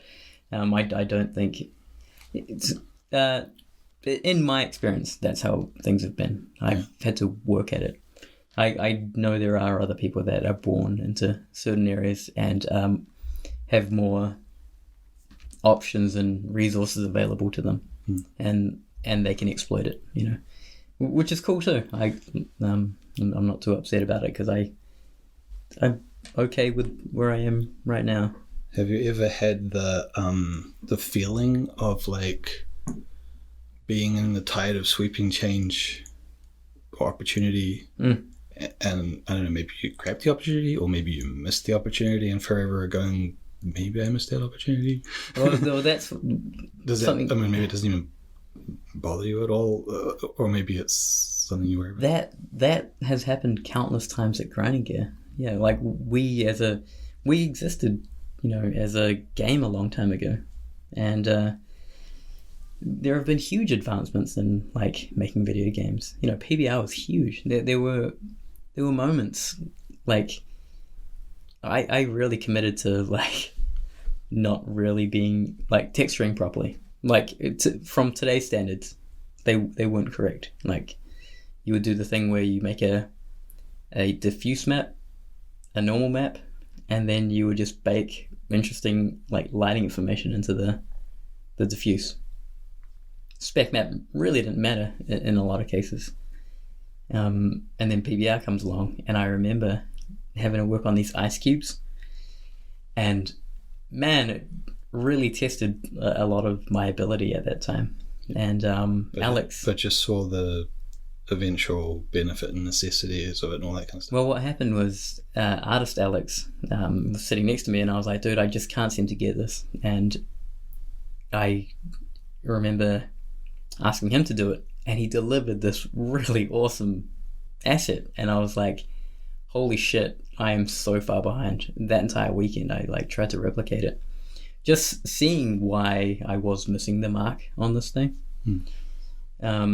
That was huge. That was one of those moments. It felt like a sink or swim so it was kind of a overcome fear, face it, take it on, and succeed. There have been heaps of moments like that. Yeah, I guess that's what I was driving at with the control rig thing earlier, about like knowing where to select the things, and once you get it, the clouds part and you're fine. Yeah, that's and it's often nice to almost be provided that good communication in your team and whatever, as opposed to having to figure it out by yourself for a long time. Yeah, maybe missing the boat. Yeah. Well, like I always But you don't worry about like a missed opportunity in the past or some opportunity that came up that you grabbed and you're like forever grateful? I do, looking at me and Grinding Gear, I do wonder, if the company never existed or if I never made it to Grinding Gear, what I would be doing right now. There are those like fleeting thoughts and that the what if. Yeah, that's a fascinating topic. Yeah, because I would have pursued game development, and it could have been anywhere. Like there were a lot of possibilities that could have happened but didn't. I'm getting older. There are those things. It's worth Jackson. We mentioned many times. He pointed out that it's often easy to forget that the job that we're in is quite a special one and a good one. It's kind of easy to take it as like, oh, this is the norm, but actually it's really special. So there's that. I do have, you only know what you know. Yeah, you got a cone of vision, and outside that cone, it's hard to grasp. I guess one of the things that I have access to was me and a very close friend entered 3D at the same time. We went to school together, primary school and everything. And we pursued 3D. I believe we're the only guys of our year that pursued 3D. We diverged right after we finished he went through university. I pursued like a few polytechnic courses. And we left right around the same time. He pursued production, films and TV shows, that kind of thing. And I went, it was kind of already decided for me. I had a job at Grinding Gear like as soon as I left. I thought I would actually do the game development course at Media Design School. I was lucky enough to get already got out of there. Yeah. So it was the thing of like, how does this compare to the other dude? Well, he pursued jobs that were interesting to him. So he was working in Wellington for a little bit, then went to Australia, Ireland. Now he's in Canada working on TV shows and stuff. And how it's relevant is that I can gauge my success. I know comparison's horrible and you shouldn't do it, but he's a direct comparison. Yeah. We're of similar age, grew up in the same place. Yeah, and you had the same starting point with training and stuff. Yeah, very similar. And I can kind of see like how well he's doing. And,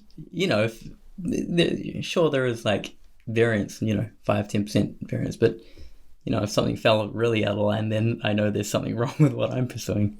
Yeah, I have a dude exactly like this. That is, everything you're saying, I'm like, that's the same guy. Yeah, so comparison is interesting, and it's good to that will influence you because he's a good friend, and like that exists. But you're still in contact with them, of course. Them? Yes. So that's interesting. The fleeting thing is like, man, looking back is really interesting. Like I made horrible mobile games. Dude, I just came like really late to these things. I always wanted to make them. And, my first mobile game, I thought about that for a very long time. I must have sat on the idea for like 2-3 years. And, by the time it came out, it was kind of garbage. Mobile games were saturated. The window that it then launched into was one where, that saturation of indie games was very prevalent then. So the timing wasn't great. The next game that I then worked on was more just for me, just to make another very simple game mechanic. I learned a lot of things, but it was more of the same, like the first one. The third game that I'm now working on, that's interesting, and it's if it does well, like I'll commit the next couple of years to it. If it doesn't do well, I think I probably look towards other industries. Like I actually think I'm at the tail end of the career that I have. I think you're at the point where, like, developing your own content is both a way forward and you have the resources to do so. Mm. So it sounds like a good thing to do. I don't want to put words in your mouth though. So if you were to start over, knowing what you know now and all that, Dude, the landscape was completely different, man. Yeah. Like, you know, a lot of things have happened in the last 12 years. Let's say if you were to start over and not do games, like, is there anything And not do games? Is there anything that you'd feel like capable for? Yeah, I often wonder, like, yeah, a lot what of am I capable for, and the rest of capable of? I mean, in the rest of the world. yeah. This is the what if thing. Yeah. But yeah, I always thought like being an engineer would be cool. What's an engineer? An engineer, like a hardware engineer, like someone who works on circuitry or something like this. Yeah, that's interesting. Something that would complement my family's tool set. Right. They kind of are engineers as well, but more along those lines, I guess, is the thing. Like, yeah, my older brothers kind of pursued a career in industrial and transport design, and they have qualifications and are doing really cool things now. I should have followed that same path because all my brothers did that, but like, and we should have came together and worked on really cool stuff together. Yeah. Yeah. So you have this really tight team together. But yeah, I was the only guy who went and pursued video games like a dummy. Well, maybe you just need to find a bunch of brothers that are more aligned with what you do. Well, I've been searching now. Yeah. Yeah, it's really hard to find people that, one, are interested and you get along with them. Yeah, I find it interesting. But also, I also feel like it's a bit of a hard search, but people do it. You know, like if you listen to the guys that the story of the Quixel development, they were very much a bootstrapping bunch of friends, right? Starting from literally nothing in the old days. They just had a want for better tools, I think. Okay. So yeah, I mean, I listened to their explanation of how they started out the other day, and I was like, this is like the perfect bootstrapping startup story ever. Because the guy behind Quixel, the main guy, he's quite a young dude, right? Yeah. And they're all kind of young.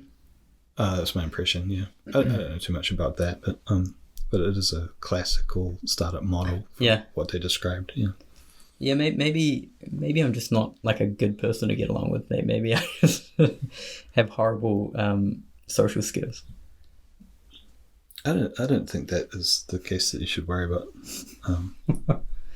I think that if you're serious about like producing something of Saveun, the Saveun product range of whatever it is, then I think you're at the stage where you need to start getting other people to understand what you're after. Yeah. You know, what you're driving for, and then leveraging what they can offer, all that kind of stuff. Yeah. I agree. Now's a really interesting time. I'm not sure why this year. So what do you think players want? I mean, I'm assuming your product is a game, right? But or some kind of game-like thing. What do you think? What do you think is the next big thing? Without going into it, I mean, yeah, maybe it's I think it's secret. Let's say just this is a spin-off of that. Like when Fortnite came out, I was aware of it way before it became well known. Yeah, and it wasn't even similar to what it is. What it finally became. The Battle Royale. Yeah, it was more this gritty, tower defense. Slightly the characters were slightly slinky, evil-looking guys. I thought the art style stayed true to what it was originally. There's a talk on this on GDC about the art direction for that game. Yeah. But anyways, none of us could really have predicted that Fortnite became popular, right? I mean, it's partly because they ripped off of PUBG. None of us could have predicted that PUBG became popular, right?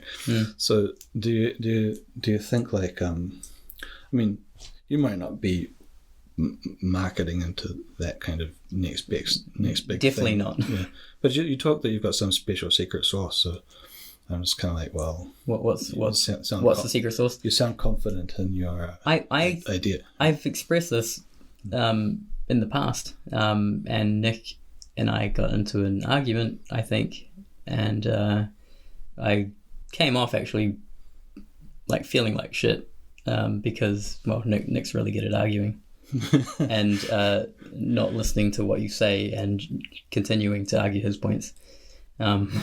But also he's got the vocabulary and all that stuff. But yeah, I actually think story in video games suck, and I think what you can do inside it suck as well. So it's Is this an argument on one of the podcasts? Yeah, it is. I'll have to check it out. It is, and it was horrible, man. But, I learned a lot of things. What is it? Emergent storytelling is what the word that I probably should have used. I'm not talking about that. I actually think that's fine and whatever that is.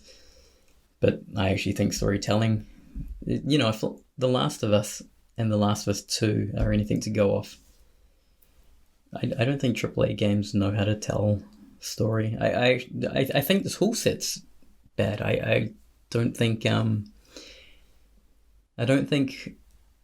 from what I've seen, you can pull off a good story so far.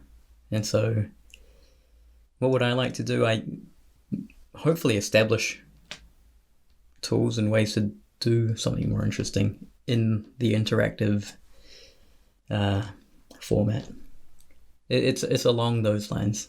And vocal dialogue has a part to play in that? Yes. Yeah, definitely. Yeah, facial rigs are really important because, the uncanny valley is... I was going to say, do you find that cartoon storytelling to be somewhat more effective than aiming for, let's say, AAA reality? I do. Yeah, I do, and Disney did research on this back when they were making Bambi. And the whole Big Eyes thing. Yes, yeah, but so that's why I mentioned the Bill Burr TV show. Yeah. If it's for family and how it's got a kind of actually a low grade animation style, but it's super effective in involving you or immersing you or whatever. Animation is fantastic for that because they are. There used to be game.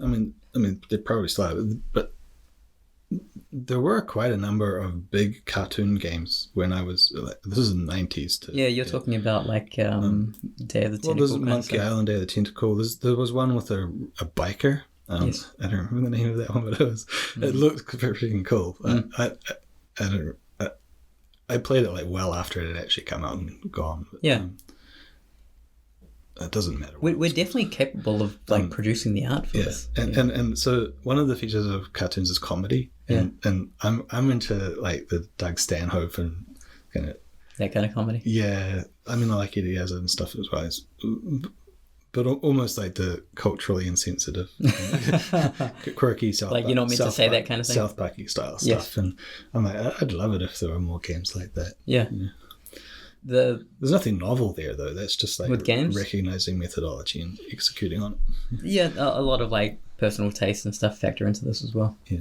But I don't have a very funny and the stories that I'm writing are quite sober. They have like subtle dry humor. But they're not like built for comedy. Right. Okay. So I'm kind of curious about comedy. I wouldn't mind giving a crack at it. Do some stand up. Maybe. Cool. That would be horrifying for whoever was watching. But yeah. I guess it kind of goes along that thing of how it's difficult to do comedy in a video game. Yeah. Well, stand-up comedy is about prepared performance. Yeah. Which I have no background in, but written comedy is kind of interesting. Yeah. These are all things I'm really interested in. Did you grow up with Terry Pratchett? Did you read any of that? Discworld? No. Discworld. No, I didn't get into sci-fi. There was a computer game based off of Discworld, which was a cartoon one, and that was at a time where I would have had to have bought that game to play it. Yeah. And at that time, that wasn't the option for me. Yeah. So I might look it up again at some point, but they had a very cool 2D point and click Discworld story, which was super cute looking. Like, do you think that kind of storytelling is effective? Yes. Yeah, in that you would read and digest story that way. Yeah. So like it could exist anywhere, right? It could exist in a book even. So the things that I'm pursuing are like there's this whole other medium. Well, the characters I've seen from your project is cartoony. So, yeah. Well, that's also because of budget, because I can't pursue super realistic because I just don't have the time to make everything super realistic. Yeah. So then to do it stylized and not committing to it just being a portfolio piece, I'm very conscious about the decisions I've made. And of course, like when it comes to lip syncing, people have told me about automated solutions. They're all horrible right now. So until automated solutions to what? Throwing in phonemes, throwing in character rigs, and generating mouth shapes based on dialogue. They're all horrible. There's some exciting stuff going on in the world about like text-based entry that generates audio. It's still, it always feels like it's still like a few years away. Yeah, I've been following a little bit of that too, which is cool. Yeah, you can actually train it as well on like, my speech. But yeah, things like cadence go away. Like it's very difficult to get certain reads. This is again what books don't have. You can't do that well in a book. I kind of think the thing to aim for with entertainment is like what you carry around with you in your head long after you've finished reading that book or read that comic or whatever. It's like the process of actually reading the comic or reading the book is a mechanical thing, or playing the game even. You enjoy it at the time if it's good, and then but the magic of it is like 5 years later and you still got it playing in your head. Then it's good, right? Yeah, and you're thinking about certain moments that then happened, and I think that is good storytelling to affect you like this. I think making stuff as a maker, as opposed to just let's say a consumer. Like you may never realize your project, but hopefully, like years from now, when you look back, you'll still remember the process of it. You'll remember some pain, obviously, if it doesn't work out. But I've failed to deliver projects plenty of times, but the good ones are the ones where you can still reflect back on. Yeah, and you still remember the ideal of it, right? Mm-hmm. That's the dream, man. I'm at the point of like I just hope I can deliver, at least on like the idea. I hope it lives up to the standards that I've established just for myself. That's where I am. And it's very slow to develop it. And you go into work and you see like all the cool things that the guys are doing, and it's like, man, we can really get things done now. Yeah. Well, one thing is like, okay, so as you know, I stopped working like for a month now, or almost a month. Yeah. So I started doing some writing stuff, and this happened with the previous book as well. It's like over a holiday period, or if you're sick for a while, and you got a bit of free time and you start using it, you'll notice your personal productivity will shoot way up because now you've got the time for it, right? Yeah. So you may find it to actually get traction on a project, you may need to stop working. Yeah. I mean, it's kind of... I spoke to a close... Working pays the bills and everything. and your manager will want you to keep doing it. Yeah. But if you're pushing for a particular project, then you kind of have to treat it like the work. I spoke to a close friend about this recently, and he was saying the same things.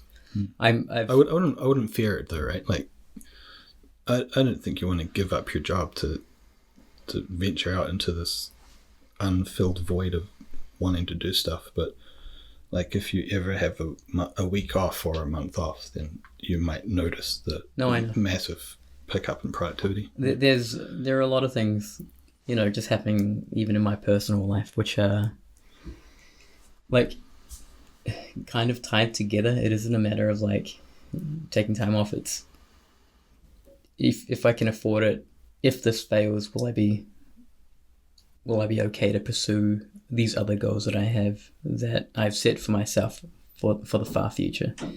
and I still want to pursue them. And I guess the video game ones aren't too important. The later ones, I think, would be like legacy type things.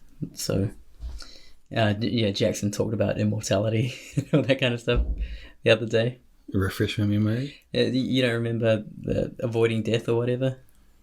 Oh, we were talking. We were talking about something like, you're gonna die, therefore you try to immortalize yourself through your work. Yeah. And I was like,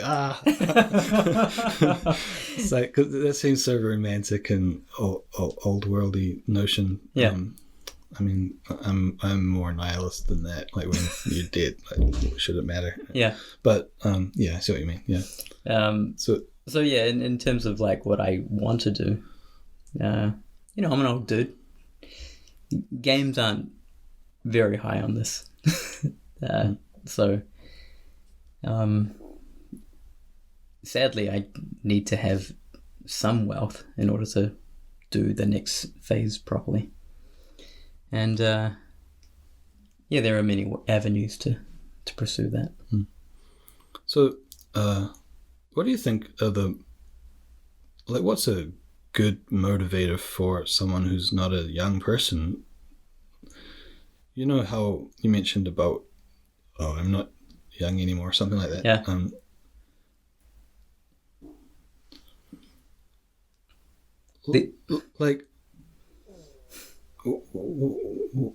Where does an old person find the energy to put all their money into a product? Like, that's what they do, right?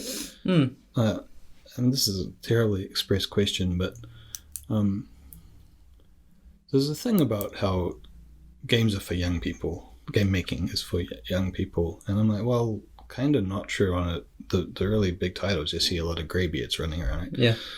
But there is this kind of like, what should you be aiming for when you're no longer doing this stuff? Because you can't. It does come a point where you sort of can't really do it. Right? Yeah. So, what's your kind of? What are my thoughts on that? Yeah. What are my thoughts on that, or what are my plans? Wow, thoughts and plans, whatever you want. Yeah. Because there's a guy who spoke about this kind of life arc that I felt kind of did resonate with me, where you spend, I think, your 20s to 30s, you pursue information. It is all that. Mm-hmm. You learn about yourself, you learn about the world. And then from your 30s, you then execute on it. You hopefully should find a good job and do all the things to establish yourself, basically. You also can obviously continue this, however, it's cool. But towards your later years, it becomes one of stepping back and basically teaching where you can and giving back. Right. I think. So there's an assumption that you've cemented your personal security and stability enough that you've done what you can wind down yes. comfortably. Because I think in today's economics, that is like, it's very for hard. some people quite a scary prospect. Yes. Yeah. I have lived a reckless life and not as financially grounded as like a lot of people my age right. probably enjoy. So I kind of often wonder, like, what's old, balding, grey-haired Tom gonna be like? But the thing is, it's really hard to know. Yeah, it is really hard to know. Like, probably like Jackson's idea of opening a convenience store in a small town and just selling biscuits and like packs of milk or whatever. Yeah. Dude, like that's cool too. Like I don't hate on any of these things. The vet was trying to persuade me about like metabolism needs as you grow old. And, right. The theory is you need less as you get older, right? And I suppose it's the same with like income and expectations from the life. Like you just probably learn to expect less and demand less and need less as you get older. And eventually you're just like, chair in the corner with a with whatever drink you can handle, and thinking about stuff. And like when I was a kid, all my relatives were from my dad's family. With many siblings from my dad, but they're all old, right? So I just remember old people from my childhood. Yeah. What were they up to? Just hanging out. But they seemed to be comfortable with it, right? Yeah. But they weren't like, they'd all retired. Yeah. So I don't know. I feel this kind of, this thing with the sun's energy reaches the edge of it, and there's a barrier. I feel this with like work life and age. It's like, I don't know what's on the other side of that barrier for me. I'm not scared of it, but I just don't really know. I can't picture it. I'm unsure of your own circumstances. I'm still in that middle phase, so I haven't thought about it too much. But do you dream of this? Is the reason you dream of success for some game or whatever because you're hedging your bet against that future guy? No, it's more just to deliver it. Right. I'm okay with it failing. You feel you mentioned about tall poppies. Like the whole point of a tall poppy is about sticking your head out. Poppies are above in achievements they've achieved, right? And then people observe that. Is that a thing in your psychology? It depends, man. It's all relative. All those things, dude. I mean, it's okay to pursue those things, in my opinion. I think people should. Like, you know about like the hedonic treadmill, right? No, what's that? I believe that's like I'm saying it correctly. It's the idea of like you do a thing, and then you're looking at the next thing above your current position. Typically it's always up. Right. There may be setbacks or whatever, but typically it's always up. But it depends on what you value and care about. Yeah. So you enter the company as a junior or whatever, and then you're like, well, my next job's obviously going to be the whatever, and then it's going to be the senior whatever. Yeah. Like that would just be a natural progression. Right. Like that should What's be. What's hedonism got to do with it? It's not hedonism. It's the hedonic treadmill. Oh. that concept is called the hedonic treadmill. I get the term, but I just hadn't heard that term. Right. But yeah, it's the idea of that you will do better things and you shouldn't be going backwards is the idea. Right. Like game development as a thing to society is like not really too important.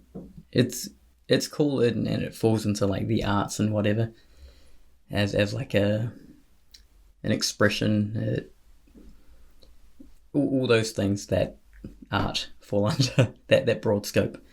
But like I'm cool not contributing to it as well.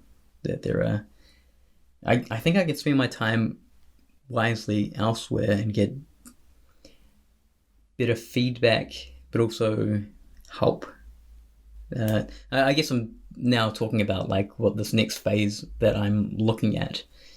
I'm not doing anything about currently, but the thing that I'm looking at and would like to pursue in like the next 5 to 10 years. But yeah, I'm preparing for that, and we'll see how that goes too, because it takes in everything that all the information I've gathered, all the interactions I've had, and ideas and all that good stuff. I know it sounds nebulous, I'm really talking about it in a vague sense, but yeah, I appreciate it because I struggle with this kind of stuff as well, expressing it or just even thinking about it to myself. Yeah, but like Tom, I'm unsure of your circumstances. The tall poppy idea. Let's just make this the theme of the show. Have you ever I was doing a course on communication, right? And there's this idea that you can influence people's way of thinking. Yeah. By talking to them. Proposing them alternatives and stuff, right? Yeah.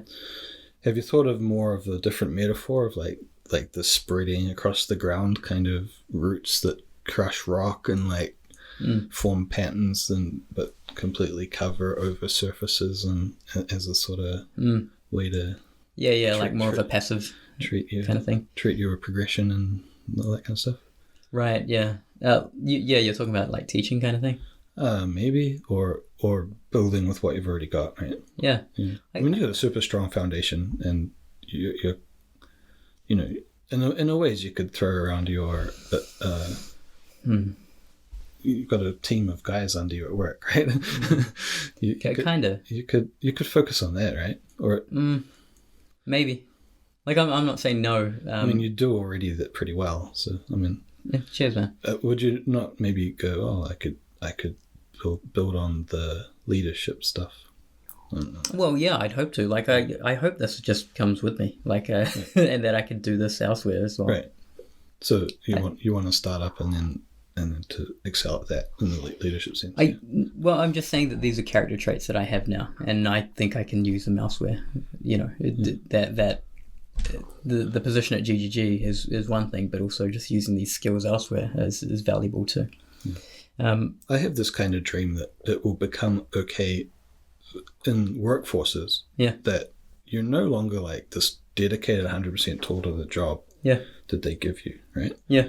Like, I mean, that's a industrial revolution kind of style way of life. Yeah. And it's fine. I mean, this is a commercial transaction and all that. But there's like a whole lot of arguments about like how it's beneficial to whoever's employed you to maximize you, right? And if that means giving you space or whatever to concurrently to work less on their thing, but so that you have a bit of freedom to do additional work. Yeah, I wish that becomes more normal. Yeah, because it happens now and then, but it's still considered this kind of like, oh, you're a special snowflake kind of guy. Yeah, and I would prefer it if like companies saw developing their staff as a more serious thing. It's kind of like they just expect it of you that you'll do it yourself. Yeah, they don't really like give you much space to do it though. Right. Yes, I agree. I'm not talking about specifically our experience. I'm talking all the jobs I've ever had. Yeah, you know? Yeah. It's interesting because the transition seems to be that way, where jobs are getting automated. People are thinking about this. People are pursuing things that they enjoy, and trying to do those things. Geez, how do I respond? However you like. You can say, yeah, sure. It's risky, is what I want to say. Is that, like, one thing about grinding gear is that it's there.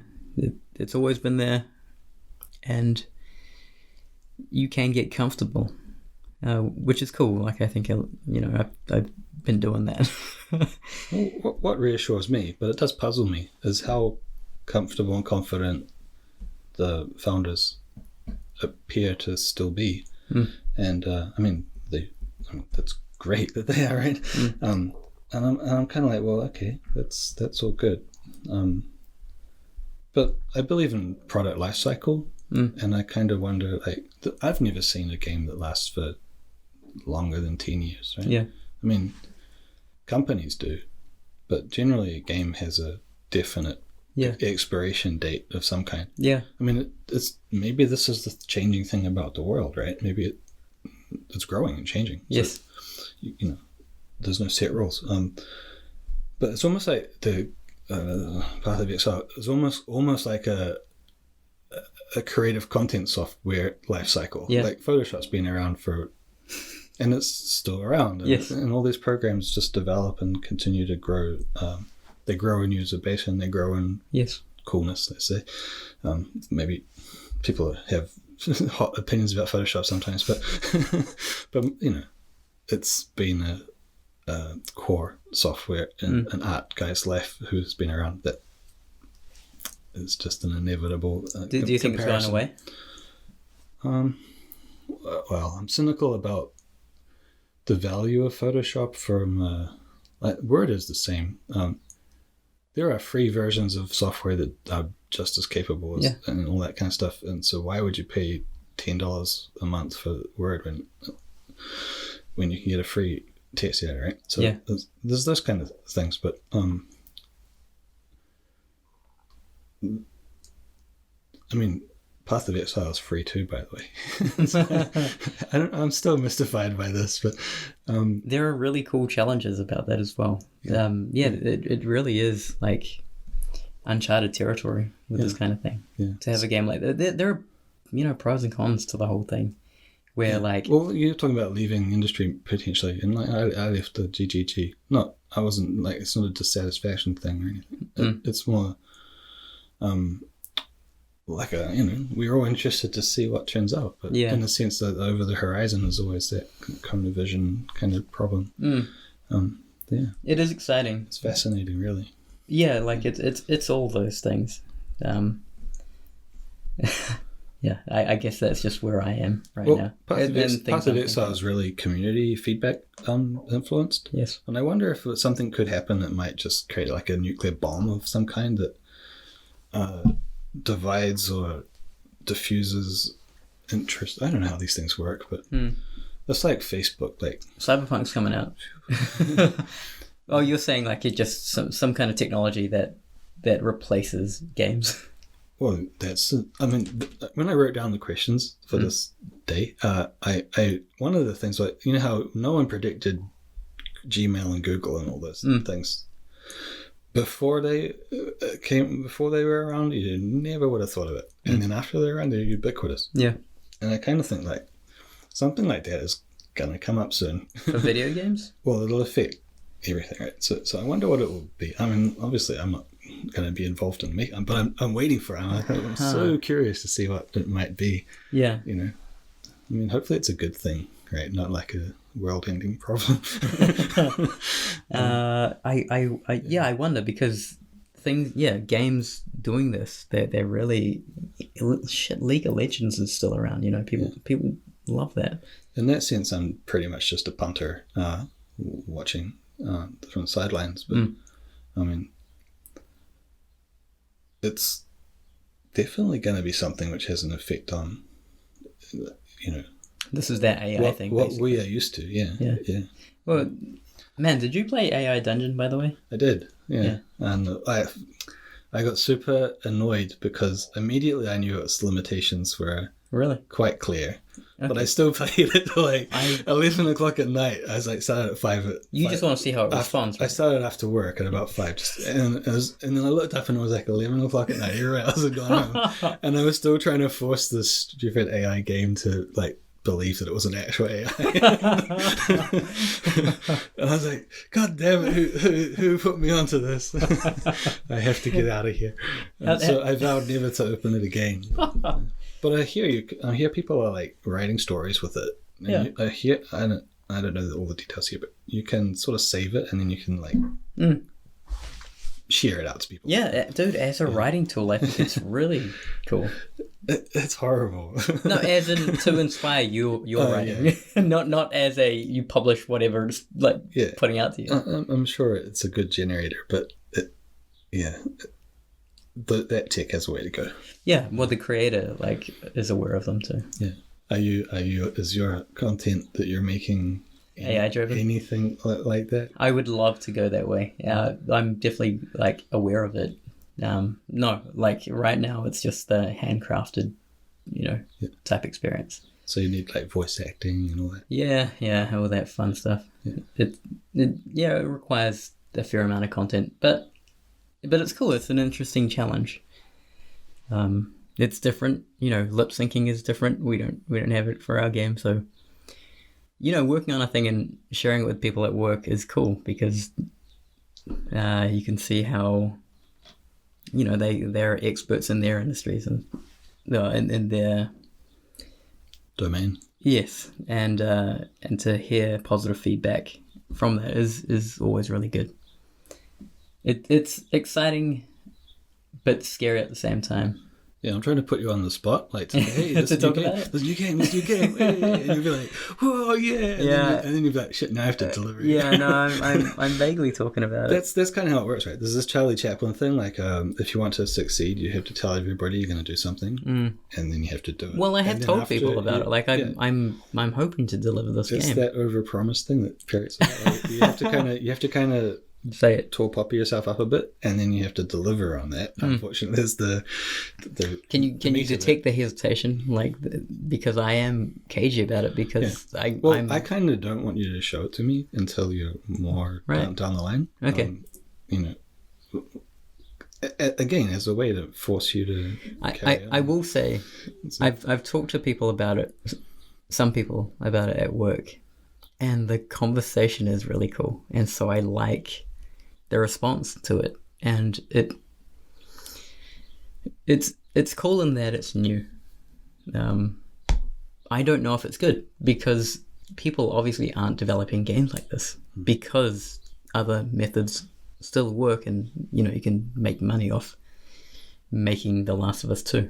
Yeah, we talked about envy and jealousy earlier. Yeah. Did you know if you start having this product to a point where people are starting to go, ooh, that will inspire other people to compete with you. I know. And suddenly be like, oh, damn it. And, cool. That'll create a little feedback loop of I'm cool with that. racing it along. Yeah. I think the industry would be better for it. I actually think I would even encourage it. I'm not too aware of anyone at GTG who's doing a self-project of any scale, but I don't know anything.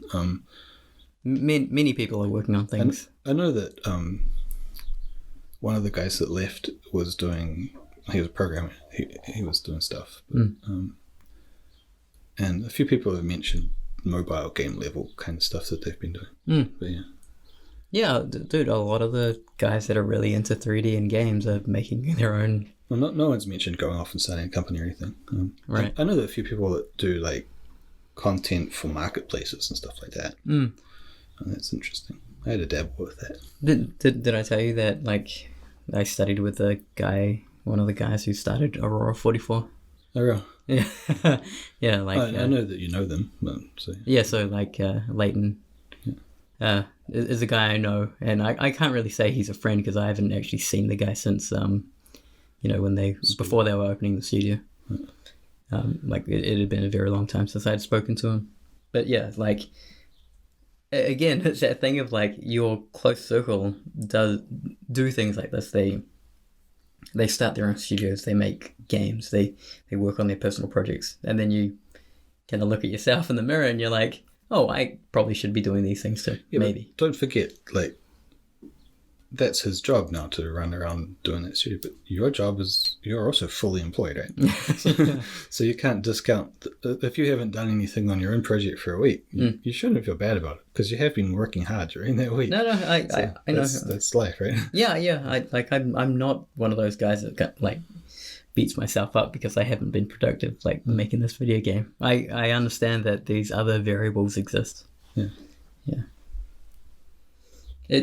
I hope it's good, man. I just keep saying that because What do you think of like, I don't know if you're aware of it, but you know how there's a studio called Night Dive that they remake old games into new quality levels. It's still the same game, but Night Dive. Well, okay.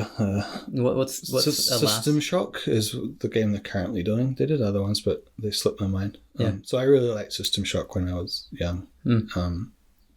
If it came out when I was 16, that gives an idea of how old it is. It's like 30 years.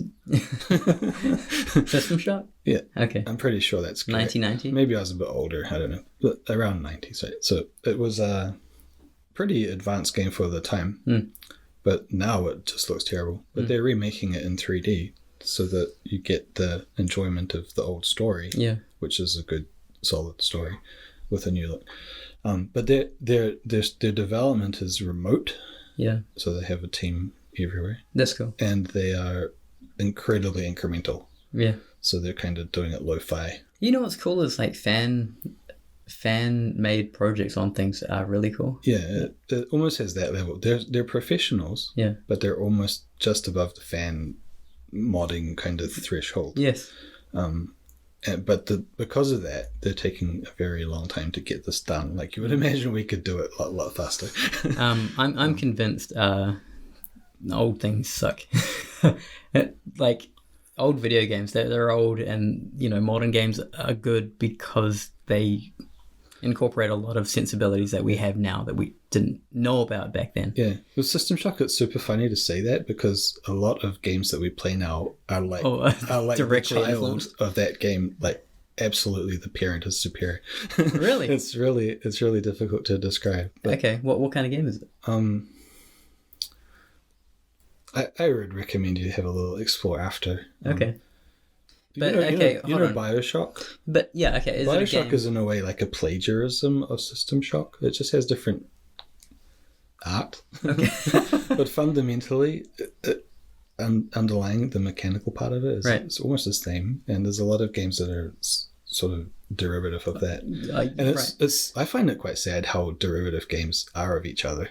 Yeah. Like, it's so that you can pick up a game and quickly figure out how to play it and all that kind of stuff. People love like different set dressing and things like that too. Yeah. They like new looking games. But I'm pretty sure the next Rockstar game will just be like exactly the same way that the one before it works, and it will just look nice. You think so? Exactly the same? Yeah, I'm tired of that kind of stuff, but I know. I'm not a... I can tell you that, like, generationally, the art will be the best, like, thing on the planet. Yeah. Do you know what they're doing now? Just as, pretty closing statements about now, but... Do I know what Rockstar are probably doing? GTA 5 is getting a map expansion, which is quite a big deal. So the online will have another map. They haven't done anything like this before. I suspect what's happening is they are porting Red Dead to next-gen consoles, and that will kind of get the company to realize the potential of these consoles, and they'll probably update Red Dead to look the best it can on those platforms. Yeah. And yeah, the obvious thing is that they're making Grand Theft Auto 6, which... or is that just a story? This is just me speculating. Right. And GTA 6 will be, it'll be in the 1970s. It'll be all that Pablo Escobar kind of stuff. Right. It'll be like Vice City. So what are you excited for in the, art, predictable games coming up, art, films? I'm excited for art, and man, I love games because of what they can do, because the storytelling is actually interesting, even though I'm not satisfied with it currently. I think the potential is there, and that it's early enough that you can maybe influence how storytelling's done, is my hope, I guess. I'm just putting that out there. But I like how it's also just driving all these technology now, like new graphics cards, and computers are like really powerful now. I love all that stuff. I'm really into like tech. I've said this before, but whatever. Cars, boats, all that good stuff. Do you imagine like tech is expensive, right? And everybody's... a lot of people, when a new console comes out, they're like, sure, I'll just buy it because they can. But a lot of people, and they're cheap. A lot of people are like, this is a big deal for me. Like, this is going to be the only gaming vehicle I have for the next while, and I want to get the best one, and it's all my effort is going into achieving that. Yeah, that's actually quite a massive market segment, probably. That definitely exists, particularly like kids and stuff, right? They don't necessarily have all the money in the world. So, what's interesting is that you can still enjoy it. Like, you can still appreciate it through things like YouTube and Twitch. Do you think that games will ever have their like heyday? What do you mean? I think it's like the heyday right now. There was a time, it was shortly after the 90s when retail games kind of died, right? Because of online distribution and all that.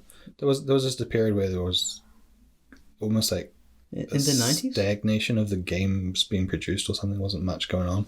It was kind of a sad moment. And then there was this, after a while, there was a comeback. I think largely to do with internet. Right. I think I know what you're talking about. There was like a bubble. Yeah, there was a time where you were literally going, well, maybe this is it. And there's not much more happening in this market. Yeah. And earlier there had been that whole coin-op. Yes. There was a boom in the coin-op industry, all that. Do you think something like that will happen again? Or is it just like games are here to stay? And even there could be a world war going on and people are still going, yay. Yeah. You know what do I think? It's the future, right? It's hard to see. It is, because like you'd think a lot of bubbles would be popping right now. Yeah. But the economy's really interesting too right now. Do you fear people are maybe living with their earphones on? And people definitely want escapism right now. People are definitely hurting. I think games are a really great outlet to sadly put away those problems that you might, those immediate problems, and give you that escapism. Do I think it's going to go away? No, the entry level is so low. Even though it is like, $1,000 machines, $100 video games, you could be anywhere. Like the potential is too great. Yeah, or you could be on your cell phone and, through a Twitch streamer or something, enjoy it through them. It's very accessible. I don't see it going anywhere. I definitely don't see it going anywhere right now. If the pandemic's shown us anything, it's that games are resilient, and when we're all locked up and can't travel anywhere, we probably want that escapism. And a lot of people have been saying like, well, if you ever wanted a work from home job, like, making games is the way to go. But I wonder sure about playing games at home is nice when you don't have anything else to do. It's definitely nice. No options to do anything else. Yeah. But I also think maybe the lockdown has taught a lot of people to appreciate when they can go out into nature and do stuff for real instead of the simulated kind of. We're the lucky ones, man. Yeah. But yeah, games are, like, I'm pretty sure the numbers on games is that it's bigger than it was this year than it was last year. And this year's been dry. Like like outside of the consoles launching, which should be a huge deal, there haven't been a huge amount of big games coming out. My tax agent, I changed tax agent, but previous tax agent, we were going through my expenditures, and he was like, "You spent a lot of money on games. Maybe you should try to." Yep. I was like, dude.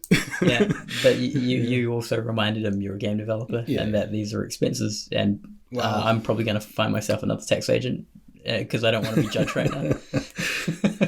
Yeah, I mean, he kind of had a point, but I try to be quite particular about the games. Is that even a bad thing? No. I wouldn't regard myself as a massive buyer of games, and I try to limit. I'm picky on what I like, right? Yeah. So, but lately I've been like going nuts. ODing on video games. Playing Valhalla. Yep. It's $100 game. Yep. Obviously, there's Baldur's Gate 3 is $100 game. There's another one I got, Mortal Shell. It's not that expensive a game, but it's quite fun. There's a whole bunch of recently released games that these are all. I'm starting to like all these. I picked up a whole bunch of games recently as well. How was Valhalla? I'm curious because they did a huge art dump. I would recommend looking at the art dump after you've played it a bit. And then I would also recommend listening to that guy I mentioned when we started the podcast about why they made it, certain style decisions. Raphael Lacoste. Yeah, that's quite interesting. Yeah. But yeah, in terms of, it's a very... I never played Assassin's Creed previously, but I'd seen enough of it to know what it's all about. Yeah. So it seems just another instance of it all over again. And I do feel, I mean, okay, no spoilers here or anything, but in Assassin's Creed, they have that meta layer of like the Animus. Yeah, the Animus, yeah. I think they should fucking chuck that in the bin. It is like totally not working in the Valhalla game at all. I mean, I don't mean it's buggy. I mean, it doesn't seem to quite work. Narratively. Yeah. Maybe I just haven't played enough of the game yet, but I am enjoying the scenery, and I'm amazed that they can produce this stuff, and that's 1,000 staff team kind of. That's really interesting because I've got opinions on the art, and they're not very positive. And maybe I'm just cynical. You're real. I mean, you're very close. I mean, this is a good thing. You're very close to the rock face of making art, right? So you're supposed to think that way. Like you're meant to be able to look at something and go, "There's faults here" straight away. The reason I say, do you remember I sent you a screenshot of like this wood beam? I captured this. You're standing on top of a tower, which is supposed to be this dramatic, epic view, and it is. And then there's like this wood beam that you stand on, and the end of the wood beam is just missing, and it's like the kind of fault that I make. So I sent it to Sam. So I was like, and he was like, "Ha ha." But like the art dump that I mentioned on ArtStation, you can go in there and actually see what some of the very talented people at Ubisoft have worked on. And there is a very wide gap between range the of very concept design and the execution. Yeah, it's massive. That's prevalent throughout the industry as well. Well, I'm playing it on ultra settings, and my fans are roaring. But apart from that, it plays extremely well, in my opinion. And does it look good? I think it looks really nice. The thing is, though, when I got Mortal Shell, I opened that up. I was like, "This looks amazing." And then Baldur's Gate, I was like, "This looks amazing." Then I opened the next one. This looks amazing. So yeah. So maybe I'm easily impressed. We have very different levels of quality. Because I recently picked up, because I'm curious, the latest Call of Duty game. $100. I sort of vow never to play Call of Duty. I haven't played it since Modern Warfare, the original. I'm slightly against war. You don't want to support a game developer? Yeah. Because they promote war? Well, I also see like the screenshot of the machine gun pop, and I'm just like, I don't need that. Yeah. So, yeah. But you're happily that kind of like killing demons in Doom kind of guy? I haven't played Doom for ages. Okay. Like in Valhalla is exactly that point. You run around killing deer, right, to get their skins of leather or whatever. Yeah. So you massacre. You're like, no animal rights here. But then there's this scene where they kind of force you to save a wolf that you almost kill. And you're kind of like, well, the choice is actually to kill the wolf, but then it doesn't let you. And it's like, what are you trying to? You're like trying to create an emotional response here, but you've just like slaughtered thousands of deer. It's very, very wonky. But but that's not what you were talking about. You were talking about the measuring art quality, which is probably the more interesting topic. Yeah. Hold on, I'm gonna pause just for one moment. Jackson's here. A lot of fun. Yeah. Hold on. Where was I? We were talking about how, my opinion is, you're close to the rock face of, making decisions about art quality and all this kind of thing. So you're bound to see through the cracks of a project like that. And you had a couple of comments about the art that you wanted to make. The quality is very different. And the initial concepts they posted versus... Right, yes, yeah. So that is... that exists everywhere. That the concept is the concept art is typically awesome, but because you have to now apply this to geometry and all that good stuff and rig it definitely like something gets lost in the execution for sure. Do you want my cynical but also very humorous response to that? Go.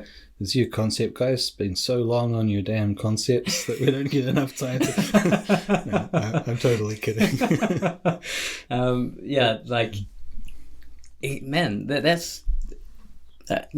wrapping up. It is super funny when there's like a lot riding on how good the animation is. Yeah. But in order for that animation to look good, well made, yes, it comes at the expense of spending too much time maybe on beautiful concept art and there are ways to do this in parallel. So, that's the nightmare of game development. Well, not nightmare, the chaos, or the beautiful chaos of game development. But we're kind of at the end of our time period, and so we might need to record our closing and opening statements.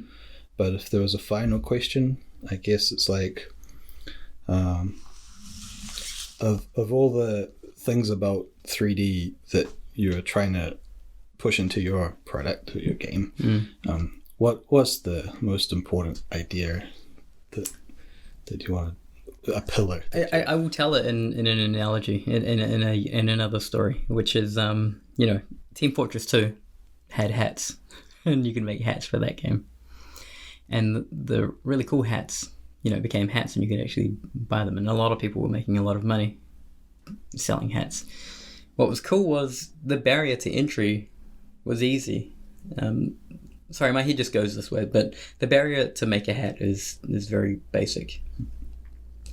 The idea is really important, and one thing that I guess as a closing statement to say is I think ideas are really important, but even more important on top of that is being in a position to execute on the idea too. Is this Hats thing like a Dota style? Yes, yeah, it was actually the thing that, directly influenced what happened in Dota, where like it was very much community driven, and it really was a free market for things in Dota on Steam. But yeah, the hats thing, they had this document of like, here's how you go about creating hats. And, right at the top, they were just like, they made it a point just to say, your idea is really what matters here. And I didn't realize it when I tried to then make hats, but you're looking at hats and you're just like, what would be a novel thing to make? Everything existed. Like all manners of things existed. And so it's really competitive. The art style is what it is in TF2. But yeah, competing at that level with anyone where the barrier of entry is very low is really competitive. What's cool about the game that I'm working on is that I think one of the advantages I have is the knowledge that I have about making lip sync, and I think holistically, in a way, it feels like I need to make this because I can make this, because other people cannot make this, because people are not capable of making what I think I'm going to make. Because I put myself in this position where I can make it. I didn't know you were into lip sync as this particular fascination. That's interesting. Yeah, it's really big. Did you know that? Is it lip sync from performance of an actor, or lip sync to a 3D model, or is it lip sync from like? It's just keyframed. Text and entry. It's just keyframed. Huh. Yeah. But, geez, I thought I had a point just now, but I've forgotten it. Well, you're putting your love of problem solving into your work. Yeah, I guess I am. And shit, I hope I can freaking make it. Yeah. Like that. No pressure. No pressure. Right. Yeah. Wrap up. Let's do the beginning.